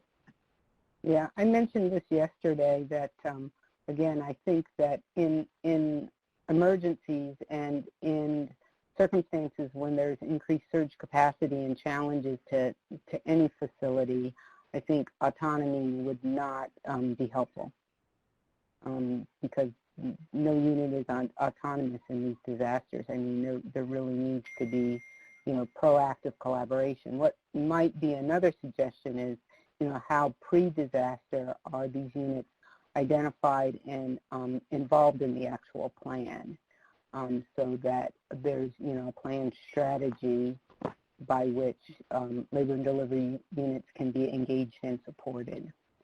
And, in some circumstances, the reality may be that the hospital is not the place to deliver, and there needs to be some sort of triage-related protocols that occur in that instance. Okay. Good. Gene, I'm glad you're on the line. I didn't see your picture here, so I wasn't sure if you were on the phone, so I appreciate that. No, I do I've like been here your the whole time. suggestions. Yeah. Okay. Good. So yeah, I hope I didn't say anything that I shouldn't have said, not knowing you were here. So this looks fine to me. Steve, are you okay with this new wording? Yeah, I am. Thank you. Okay. I'm sorry, Ed, but the version control issue here. That's why I wish we could show the document. I'm not sure I'm on your latest document or which wording you're talking about. I'm seeing three different. I sent you something about an hour ago. It was a forwarded message from Gene Connery. Okay. All right.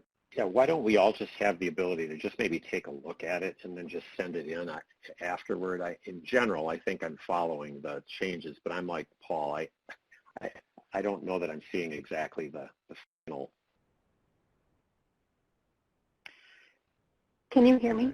I think I keep Yeah. trying to talk. Yes. Okay, perfect. I sent a response to the email list of people, but I was just asking if there is a chance that we could just rearrange the point number 3 that Jeannie suggested, and instead lead with expand the capacity of existing licensed accredited freestanding birth centers, and in communities with hospital capacity concerns, enable temporary hospital-affiliated or labor and delivery units. To rearrange it so that it doesn't seem like we're saying, oh, when there's only a surge and there's nothing else available, then we bring in the birth centers, but lead first with expanding birth center access.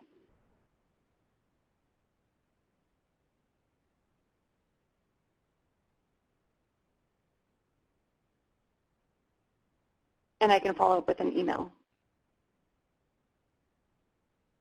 I guess I'm not following what you're suggesting, Janelle.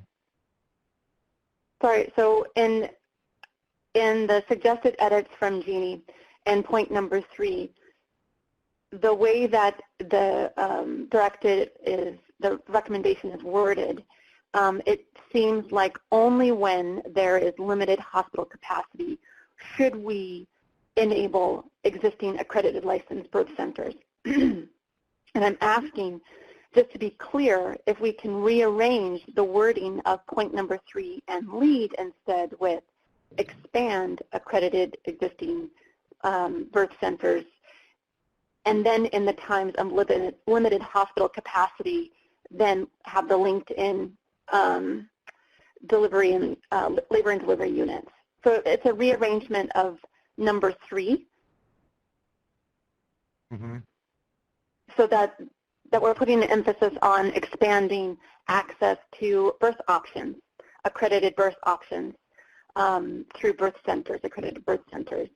And then in a time of crisis, we recognize that there may be labor and delivery units. Yeah, I like that, because that does say that right now we should expand the capacity of existing licensed accredited freestanding birth centers, and at time and in communities with hospital capacity concerns, enable temporary. So just change the phrase, put the last phrase first. Yeah, I like that. And so, I mean, just one of my comments is we'll be able to word these things to death for a long time. I don't think that I can get a vote. I mean, I have to check with Lee, but one of the reasons I couldn't make the recommendations official because we didn't have a vote on it. And so I think if we postpone it and start working on it by email, we may have to wait until September to actually vote on it. And because I'm not sure that we can get by with a non-public vote via email. So I would just love to be able to finalize this either a yay or nay before we get off the call today, just so we can say we approved it or we didn't approve it. So that's my one concern about taking it offline. And I apologize for that, but that's just the way, you know, I will have to do some things on the fly and get as close as we can to perfection as we can with our abilities. But I'd recommend that we change that as Janelle perspective on Jeannie's suggestions, move this phrase, expand the capacity of existing licensed accredited freestanding birth centers to the beginning of that sentence, and then follow that with, and in communities with hospital capacity concerns as it states there.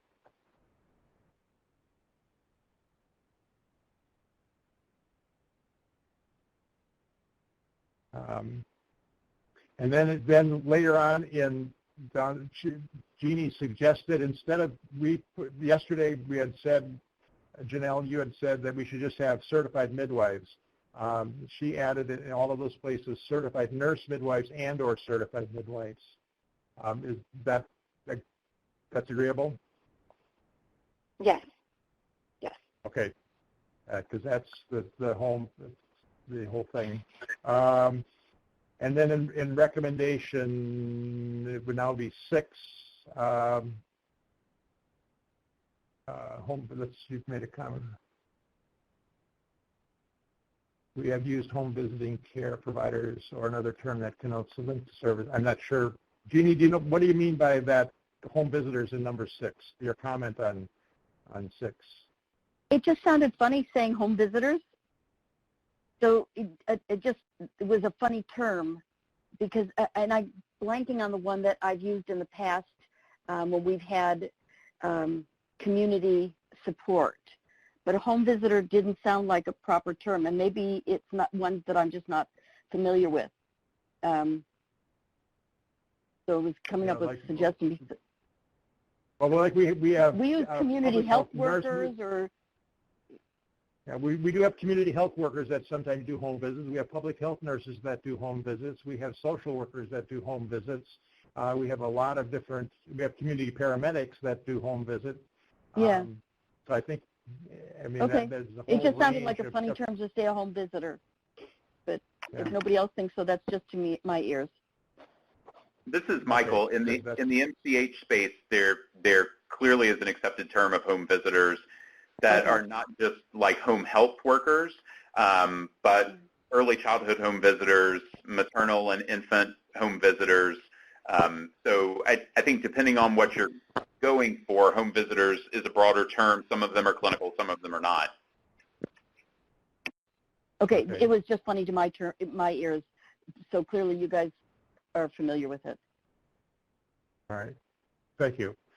And then going down to number 9, you made a comment, encourage states to continue eligibility, on and on and on. You said it's already happening thanks to continuous coverage requirements of FMAP. I put in the chat, if you can't see what I sent out, what my number 10 would be. Are you ready for that? Yeah, not quite yet. We're on number 9. Okay, sorry, I'll put it in. We can come back to it later. My apologies. Yep. So is more, should we make reference to should we say something about FMAP? I can get the actual reference, but we're encouraging that, but it sounds like it's already happening. If it is, I will put Family it in there. first. I will check. Okay. Just like I did with someplace else, I made that recommendation, like as per your statement of, March 24th or something like that. All right. Yeah. So it could just be the last line, FMAP increases or whatever. Okay. And then we have the professional liability recommendation. Jeannie has stated provide professional liability protections for the evolving reconfigured maternity care teams, specifically for new patient triage arrangements, new integration of non-hospital community-based care with hospital-based care, and the expanding perinatal workforce.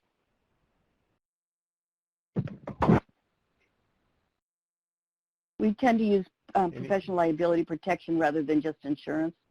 It just is a little bit more, okay. The scope is broader. Okay. Yeah, I like, I think that wording changes. Yep. Yep. All right. Anybody have any problems with that? If you see that on your, on Jeannie's recommendations. All right. And then now, okay, now we're to number, which used to be number 9 and then was number 10 and now it's number 12. It's related to the data. It's under monitor impact on the, to determine what works. So you put something in the chat, Magda? I did. Can you hear me? Am I off mute? You can never know. We can hear you. We can hear you. Excellent. Okay, so the title, I've suggested a title that says Strengthen Data and Surveillance Systems Across Sectors to Monitor Impact.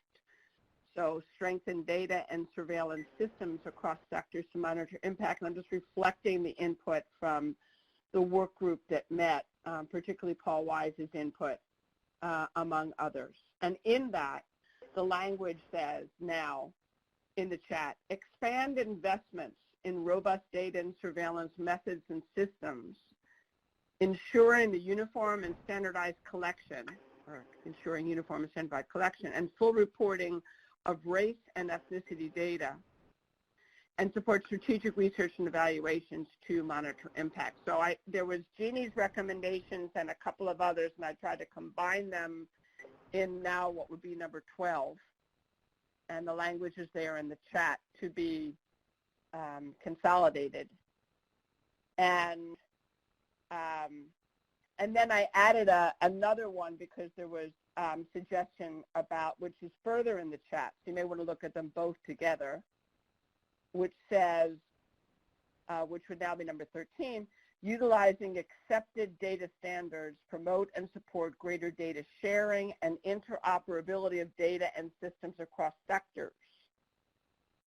So it seemed too much to put in one. So one had to do with make sure you're using standard methods, collect race data, and monitor impact. And the second one has to do with data sharing to break down the silos. And recognizing that's in general, but right now in COVID, this is a real opportunity for your consideration. I like that.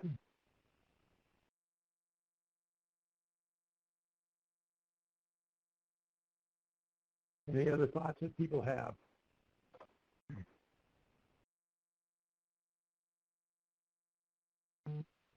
I like it, Magda. Sorry, I'm just reading it over again. Yep. This is Jeannie. Yeah, this is Belinda. I'm good with it.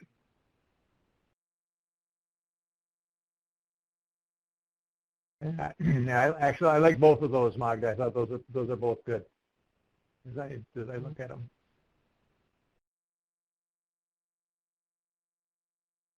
Well, they were done on the fly, so feel free to do what you like with it. But and thanks for throwing our environmental factors. Thank you for throwing, this is Jeannie again, thank you for putting in environmental factors, driving racial disparities. Absolutely. You and Paul both have been raising that up, so I wanted to make sure I was hearing you clearly. JAMA just came out moments ago with the article on climate change and its adverse effect on Black populations. So, yeah, preterm birth, yeah. Yep. All right, so we've gone through and we've got, it looks like 12 recommendations. Baker's dozen. Somebody was commenting.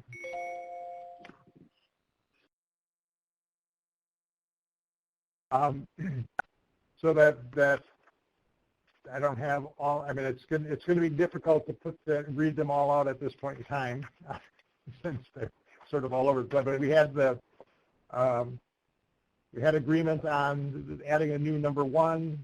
I think we got agreement for replacing the number 2 about hospital linked and non-hospital based to those 2 recommendations that Jeannie had, with the change in the wording of the first one to put birth centers first.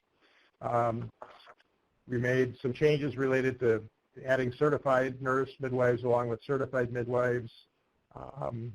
We will do a little edit on or put in a reference for the FMAP, changing the wording for professional liability to insurance to protection, and then add the other phrases related to the expanding team. And then the 2 recommendations that Magda made for data that we just talked about. So those would be the recommendations. Anybody have any concerns about any of those? No. So what I'm going to do is I'm going to ask. Go ahead. This is Jeannie. I was just going to. I had looked over the 5 the core assumptions, and I wasn't sure where we started changing words around, but I wanted to see about. And I know we don't have those written down, but just going back to the original document, the first assumption says the COVID-19 pandemic will have disproportionate impacts on vulnerable populations, particularly women and infants who are low income, homeless, immigrants, and incarcerated, or members of population of color or indigenous groups. Mm-hmm. So I changed around COVID-19 pandemic will have disproportionate impacts on communities of color and indigenous groups, so putting that first, especially Black and American Indian, Alaska Native, and Hispanic communities, low-income women and infants, and homeless, immigrant, and incarcerated populations. So just flipped it, but it called out the first disparities that we're seeing. Okay. Yes. And so what my plan will be is I will I would ask for a motion to approve these recommendations with the provision that I will write them all down and get them out to you, and if there's anything with the provision that if there are some major concerns that you have, that we can revisit them on a call. But you know, and then we'll also input on the cover letter. We'll also do that because we're not voting on the cover letter. That's just sort of just the framing of it. What we're voting on is the recommendations themselves. The worded, you know, the lead-in and the exit in the letter itself, I don't think we have to vote on. It's me as the chair. I get to do that. So Magda. Unmute. Unmute, Magda. I would like to make a motion that the members of SACIM approve the current edited document that contains our shared and unanimous recommendation to the Secretary for period. And I just put it that way, with the understanding that final editorial improvements will be made by the interim chair, second point. And 3, that this letter will be submitted to the Secretary before the 1st of July. I want to put a time on it. So, yeah, is there a second to that motion? Is there a second? This is Belinda. I'll second it. All right. Any discussion? Yeah, I just feel a bit frustrated. It took me 3 tries to find the email in a different system, which was most current, which means I couldn't follow the conversation as it was going. So I would much prefer we actually did a track changes on a screen that we could all watch. So I mean, I'd love to do what you're doing, but I'm feeling a disadvantage that I haven't been able to follow what you're doing, nor do I specifically know what language you use. So if we have time, could we just pull it up as a shared screen? One of us, I can do it easily, and we can do track changes immediately. Yeah, Morgan, is that possible? Know who to do okay. it. Yeah, it's possible. I don't have the document. I would have to know who, because Nolan will need to do it for us. Okay. I can pull it up on my screen. Want to do it in a screen? Okay. Yeah, I'll pull. Do you have it? Yeah, I do. I'll pull it up on my screen. Let's see. It'll just take me a moment to pull it from my email. I'm working on 2 different computers.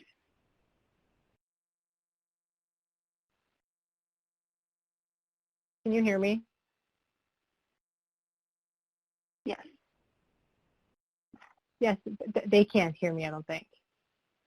We can hear you. You can? You guys, okay. Yes. Yeah. Okay. Oh, thank you. All right. So my one suggestion that I've been wanting to say is that I agree that there's been so many things going, so many documents and changes made that I don't feel ready to make these changes or make a recommendation right now and approve this. So then I don't know if you heard, but then that action then means that we may not be able to do anything for the next few months and not until September. And one of the things that I worry about is that we are losing ground as far as time length of being able to have a voice and help shape much needed things that could be, much needed recommendations that could have an impact.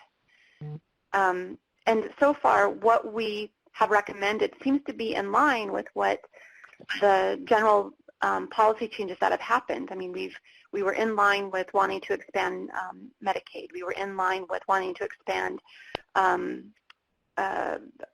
nurse midwife,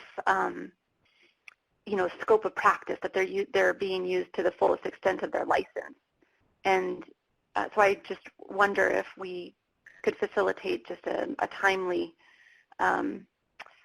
reporting and recommendation. Let me see. And this is Belinda. I agree with Janelle because if I'm remembering correctly, Ed sent this document out to us March asking for feedback, and we still haven't approved it, and we are now in June. So I am a little nervous that if we wait to do it by email, we still won't get it, and we still can't vote until September. And we are with, there are women in society there that need us to focus on this now. Well, finally, we got something that we can share. So somebody's screen is up. I'm not sure whose screen that is. It's my screen, Janelle's screen. Janelle? Okay. Yes. So let's go point 1. Let's see. So Magda's edits right here, and then Jeannie's edits right here. And then someone will just have to share with me from the sidebar conversation if we've made changes. Okay? So we agree, let's see. Magda's changes right here. And Belinda, I think the term that we were considering was at risk. Protecting, let's see. That is correct. I was going to go back and try to find my notes from the presentation that Julia provided yesterday. Right. With the understanding that the spirit of it is use the language that is the most aligned with Dr. Crear-Perry's presentation about lexicon. Okay. So let's see. So what we have the title, and then we have point number 1. Everyone, any other changes to point number 1? Yep, we had agreed on that one. And then we can take out all of that number 2 all the way down to, eliminate that. And then we've got Jeannie's thing, and then you've changed the wording. Yep. Mm-hmm. Okay, let me look at Jeannie's.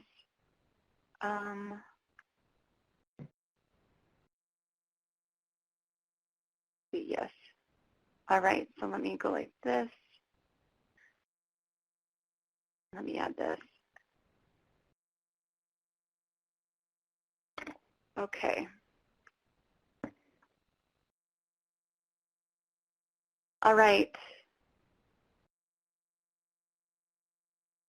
All right. Those are Jeannie's comments embedded. Any changes to point number 2? Mm-hmm. Right here. That is what we've. Yep. Perfect. And then we also, so point number 2 and point number 3 were added by Jeannie. And then in point number 4, 1,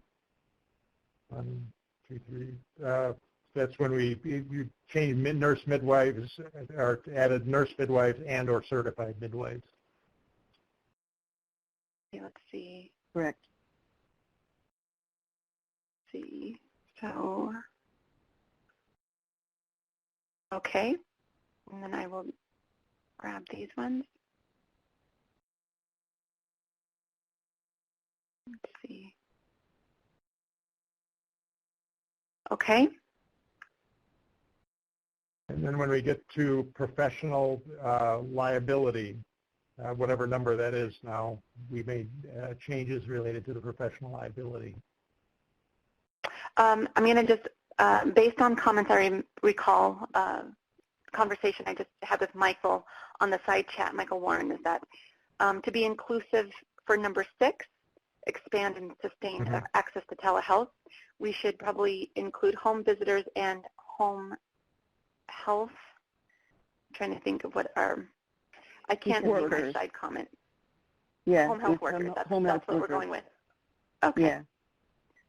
Okay. And I said home that was the term I'm more familiar with. So, yeah. Home visitor just sounded ambiguous from my ears. Okay, let me just do this. Okay. So anytime we have home visitors, we'll change it to home visitors, home health workers. Okay, so number 6 looks good. Everyone agree? No, say that again, Janelle. You're going to change what there? Oh, sure. Wherever we have home visitors, the term home visitors, we'll just make sure to add home health workers alongside it to be inclusive.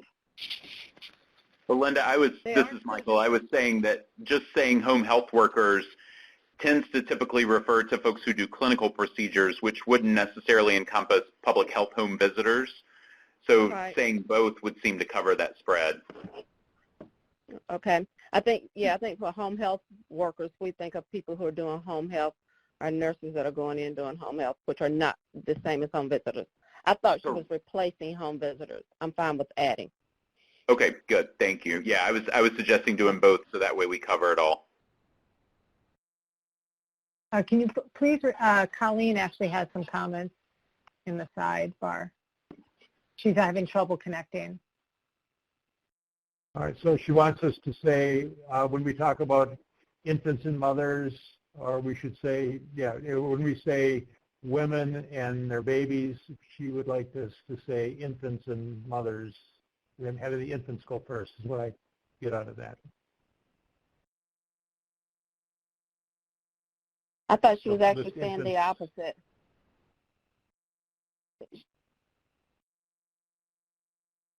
Instead of maternal and infant mortality. First? Yeah. Why are we listing the infants first instead of the mom? Right. I'm fine with that.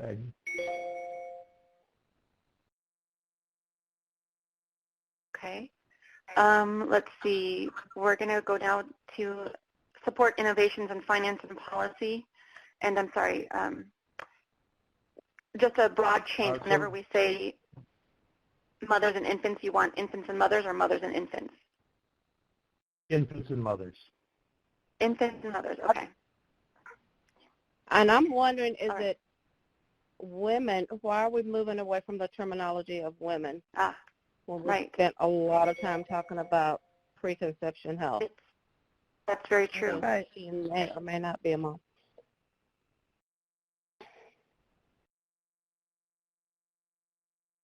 Is there, what I'm hearing, is there any, are we in agreement that instead of mothers or maternal, we say women? We typically say women and infants because it's the woman is there first, not the infant, but I'm fine. But we typically, my only concern about saying mothers is that you're going to alienate the whole group of women that don't have children. And we talked about preconception as being part of this. So I think if we have to say infants first, then I would say infants and women. So this whole thing has been about protecting pregnant women and infants from harm during COVID. So we're really focusing on pregnancy.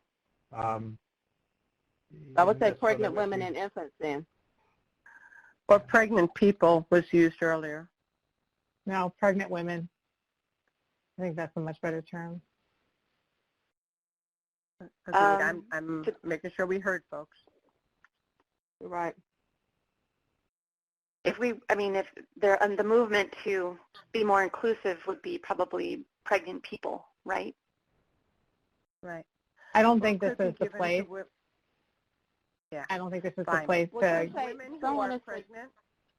Someone is suggesting that we do women, mothers, and infants. Women. That would be inclusive. women, mothers, and infants. Well, someone put in women, pregnant people, and infants, but you could say women, mothers, and infants, and then you would be not as inclusive because people would be the most inclusive language. Right. Okay. All right, so anytime we see those terms, we'll just know women, mother, and infants unless someone disagrees.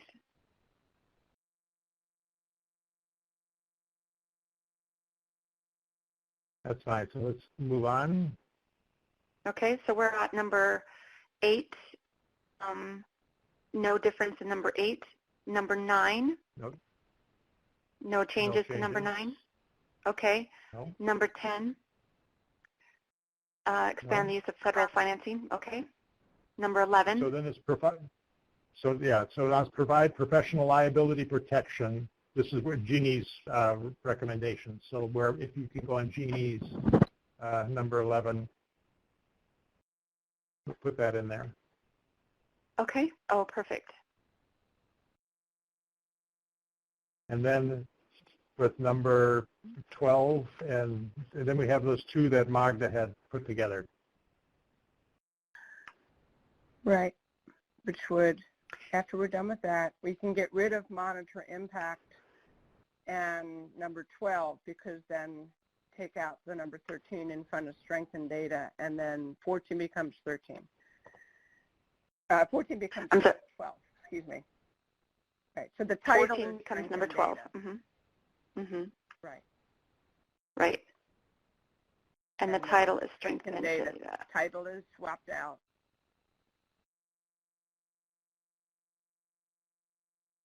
You monitor, okay. Let's see. Across sectors. Is this the correct title? Magda? Across to monitor sectors. Impact. Okay. To monitor impact. Okay. And then essentially you can erase down to where it says number 11 now. Okay. Okay, and perfect. Harmonize, Okay. yeah. Okay, and 11 goes in as number 13. And there should be harmony, 11. I assume. See. Well, what you And just data and becomes provide. number 13. Okay. Just know that Colleen is in the chat box. She's thinking that infants are becoming an afterthought, and because it's the Secretary's Advisory Committee on Infant Mortality, we should put infants first. I'm just reading her note. Yeah, well, that's the decisions we were making. I thought we had decided that we'd put infants and women or infants and mothers is what we had initially said, but then adding the women in there makes it a little clunky. Well, I thought the last thing we said was women, mothers, and infants, and I think she wants infants, mothers, and women. Yeah. So I'm fine with infants, mothers, and women. Right. Janelle, I think you left one out. Yes. There's a second data one. Yeah, I'm looking. It's the utilize, correct? I think I did. Right. Correct. Okay, here we go. Okay. Yeah, I think what we tend to do, though, is to tend to focus on the infant and not the mom. But I'm fine with putting infants first, not realizing the critical role that the mom plays. Right. Right, Belinda, that is a conversation that we should probably discuss together as a group, because we're recognizing that it is mom and baby. They are a unit. It is a dyad. They are together. Mm-hmm. Okay, does this look like what 11 becomes 11 becomes I see. There we go.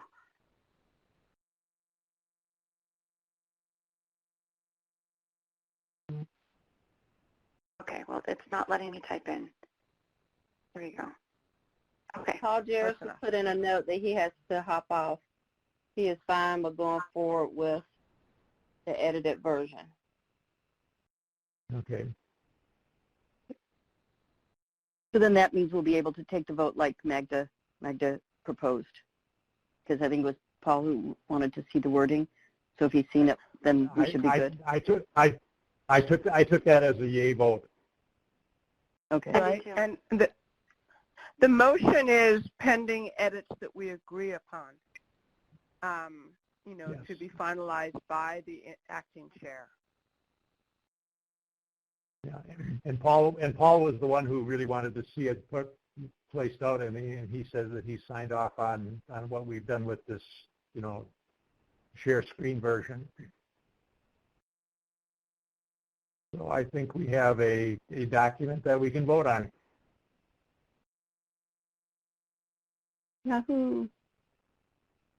All right, so since I can't see all of you, we've got a motion and a second, and we've had comment. Any other comments? Can we get it off track changes now so that we can actually see each other? Yes. I am going to close this out. All right. Thank you. All right, Thank you for that. Get everybody quick back work, on. Okay.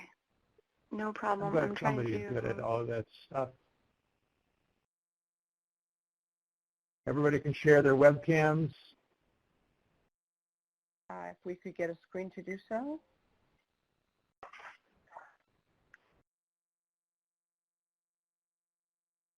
All right, I know I can see, let's see, we got 4, 5, 6, 7 members on the screen. So Paul Wise, are you still there? Paul needed to step out, looks like. Okay, and Paul Jarris is gone. But I think he had a comment that said that he is supportive. I'm just going to check my chat box. All right. That was Paul Jarris that said that. I don't know. I don't see Paul Wise. Yeah, Paul Weiss said, I apologize. I have to lead the call 2:45. Thanks to all. I look forward to working with you in the months to come. Okay. So he didn't comment on the document. Okay. So all in favor, give me a thumbs up. Aye. All right. All who oppose, thumbs down. All right. We've got a recommendation to the secretary. Congratulations. Congratulations to all of you. Thank you. Congratulations. And we're getting close to our time. I mean, this is success in my point of view. Is that an issue came up, we worked on it, we made some recommendations, we're moving it forward. There are many other things that we've got to do, and I hope that we can find ways to respond to the opportunities, respond to the issues that are raised. And I like the fact that the MCHB is supportive of us meeting 3 times a year, which I think increases the stature of this group. That means that it's important enough to add another meeting. And we'll try to get them to be in-person meetings whenever we can. You know, once the COVID goes away and we figure out the appropriate budget issues. And that I think this is a good model for us to be active. And I love the working groups. I think from the 3 presentations that I heard from the working groups, we've got some action that's going to happen during the summer, and all 3 of them are going to come forward with some, I believe, some recommendations that we can act on in our September meeting. And we will, and I'll certainly work with Steve and Janelle and Magda as a liaison group to make sure that they're coordinated, that they're a harmonized bunch of work that the 3 groups are doing. And certainly want input, all the rest of you. I hope you get engaged in those work groups, and we'll share information as best we can. I will work with Lee to try to finalize the bylaws so that they can sort of fit the requirements that are necessary for bylaws. And we'll solicit input for the next meeting, that the work that we have to do come September. So, Ed, what are the dates for September? Do you have them? I don't think we've set the dates yet. Maybe we haven't. I don't know. I want to say we have, let me look at my calendar.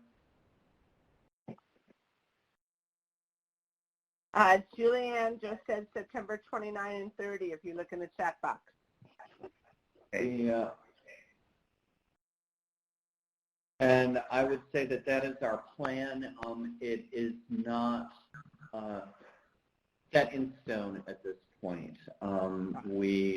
There's a lot that can go on between now and the end of September.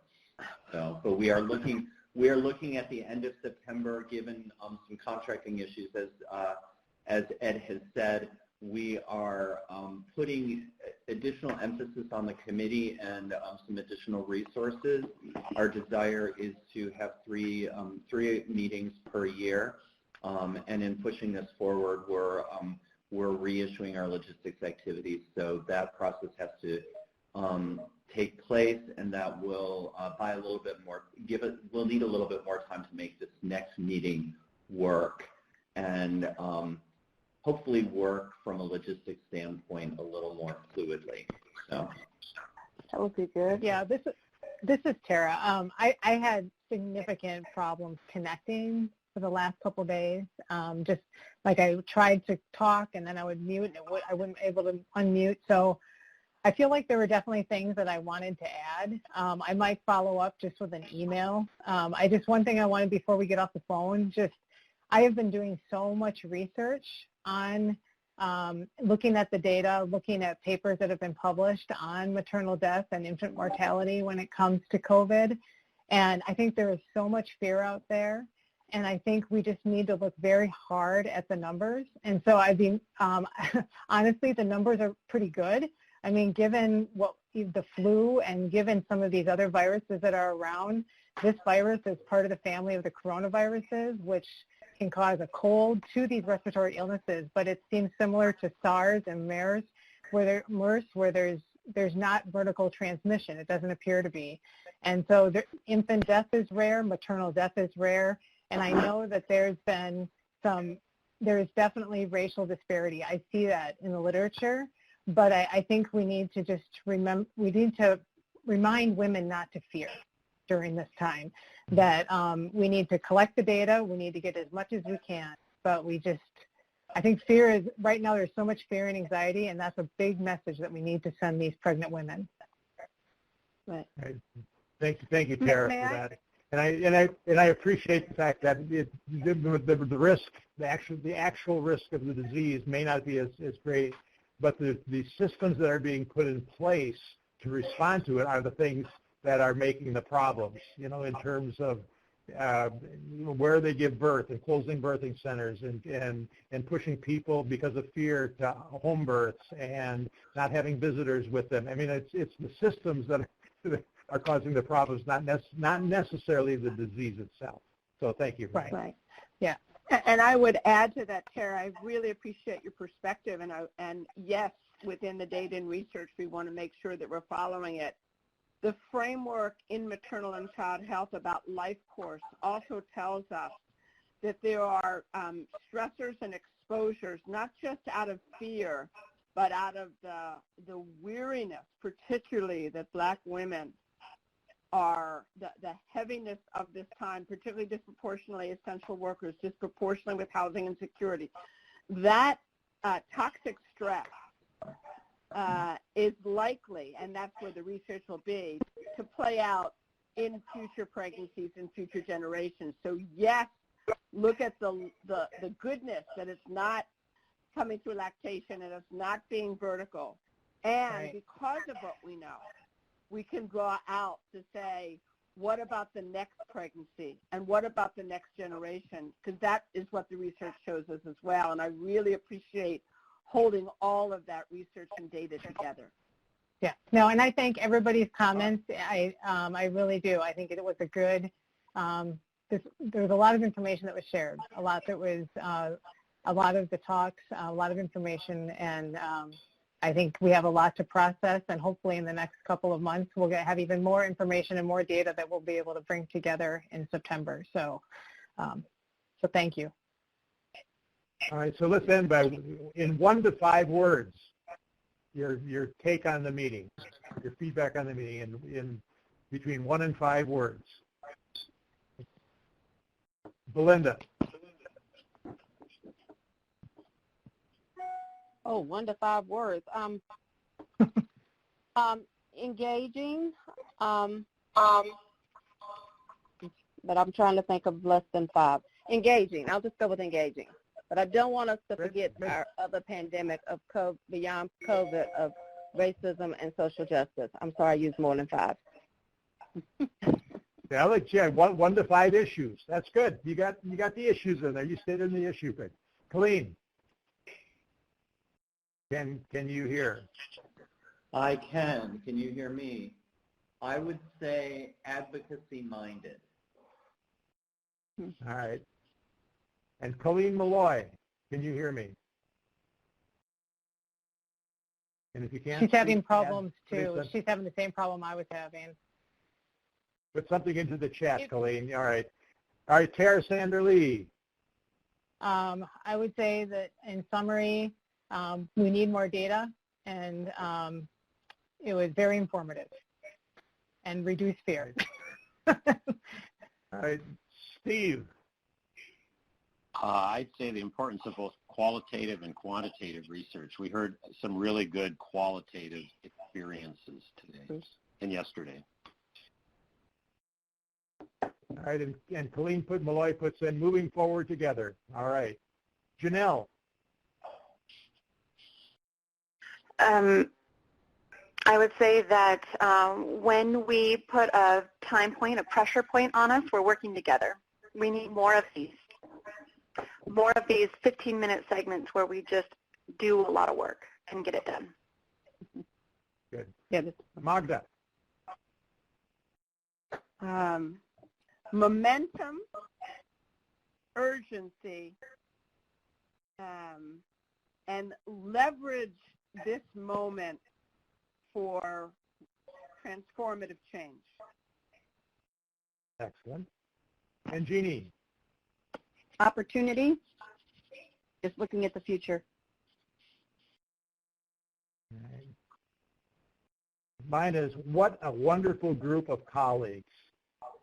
I mean, you guys are amazing. You got knowledge, you've got experience, you've got intellect, you've got creativity, you've got passion. It's a great group to work with. I think we got a lot of good work done, and there's so much more to do that I really look forward to working with you over the next couple of years as we move forward together, as Colleen mentioned. Accelerate upstream together, as Michael stated in his introductory comments, and in solidarity with.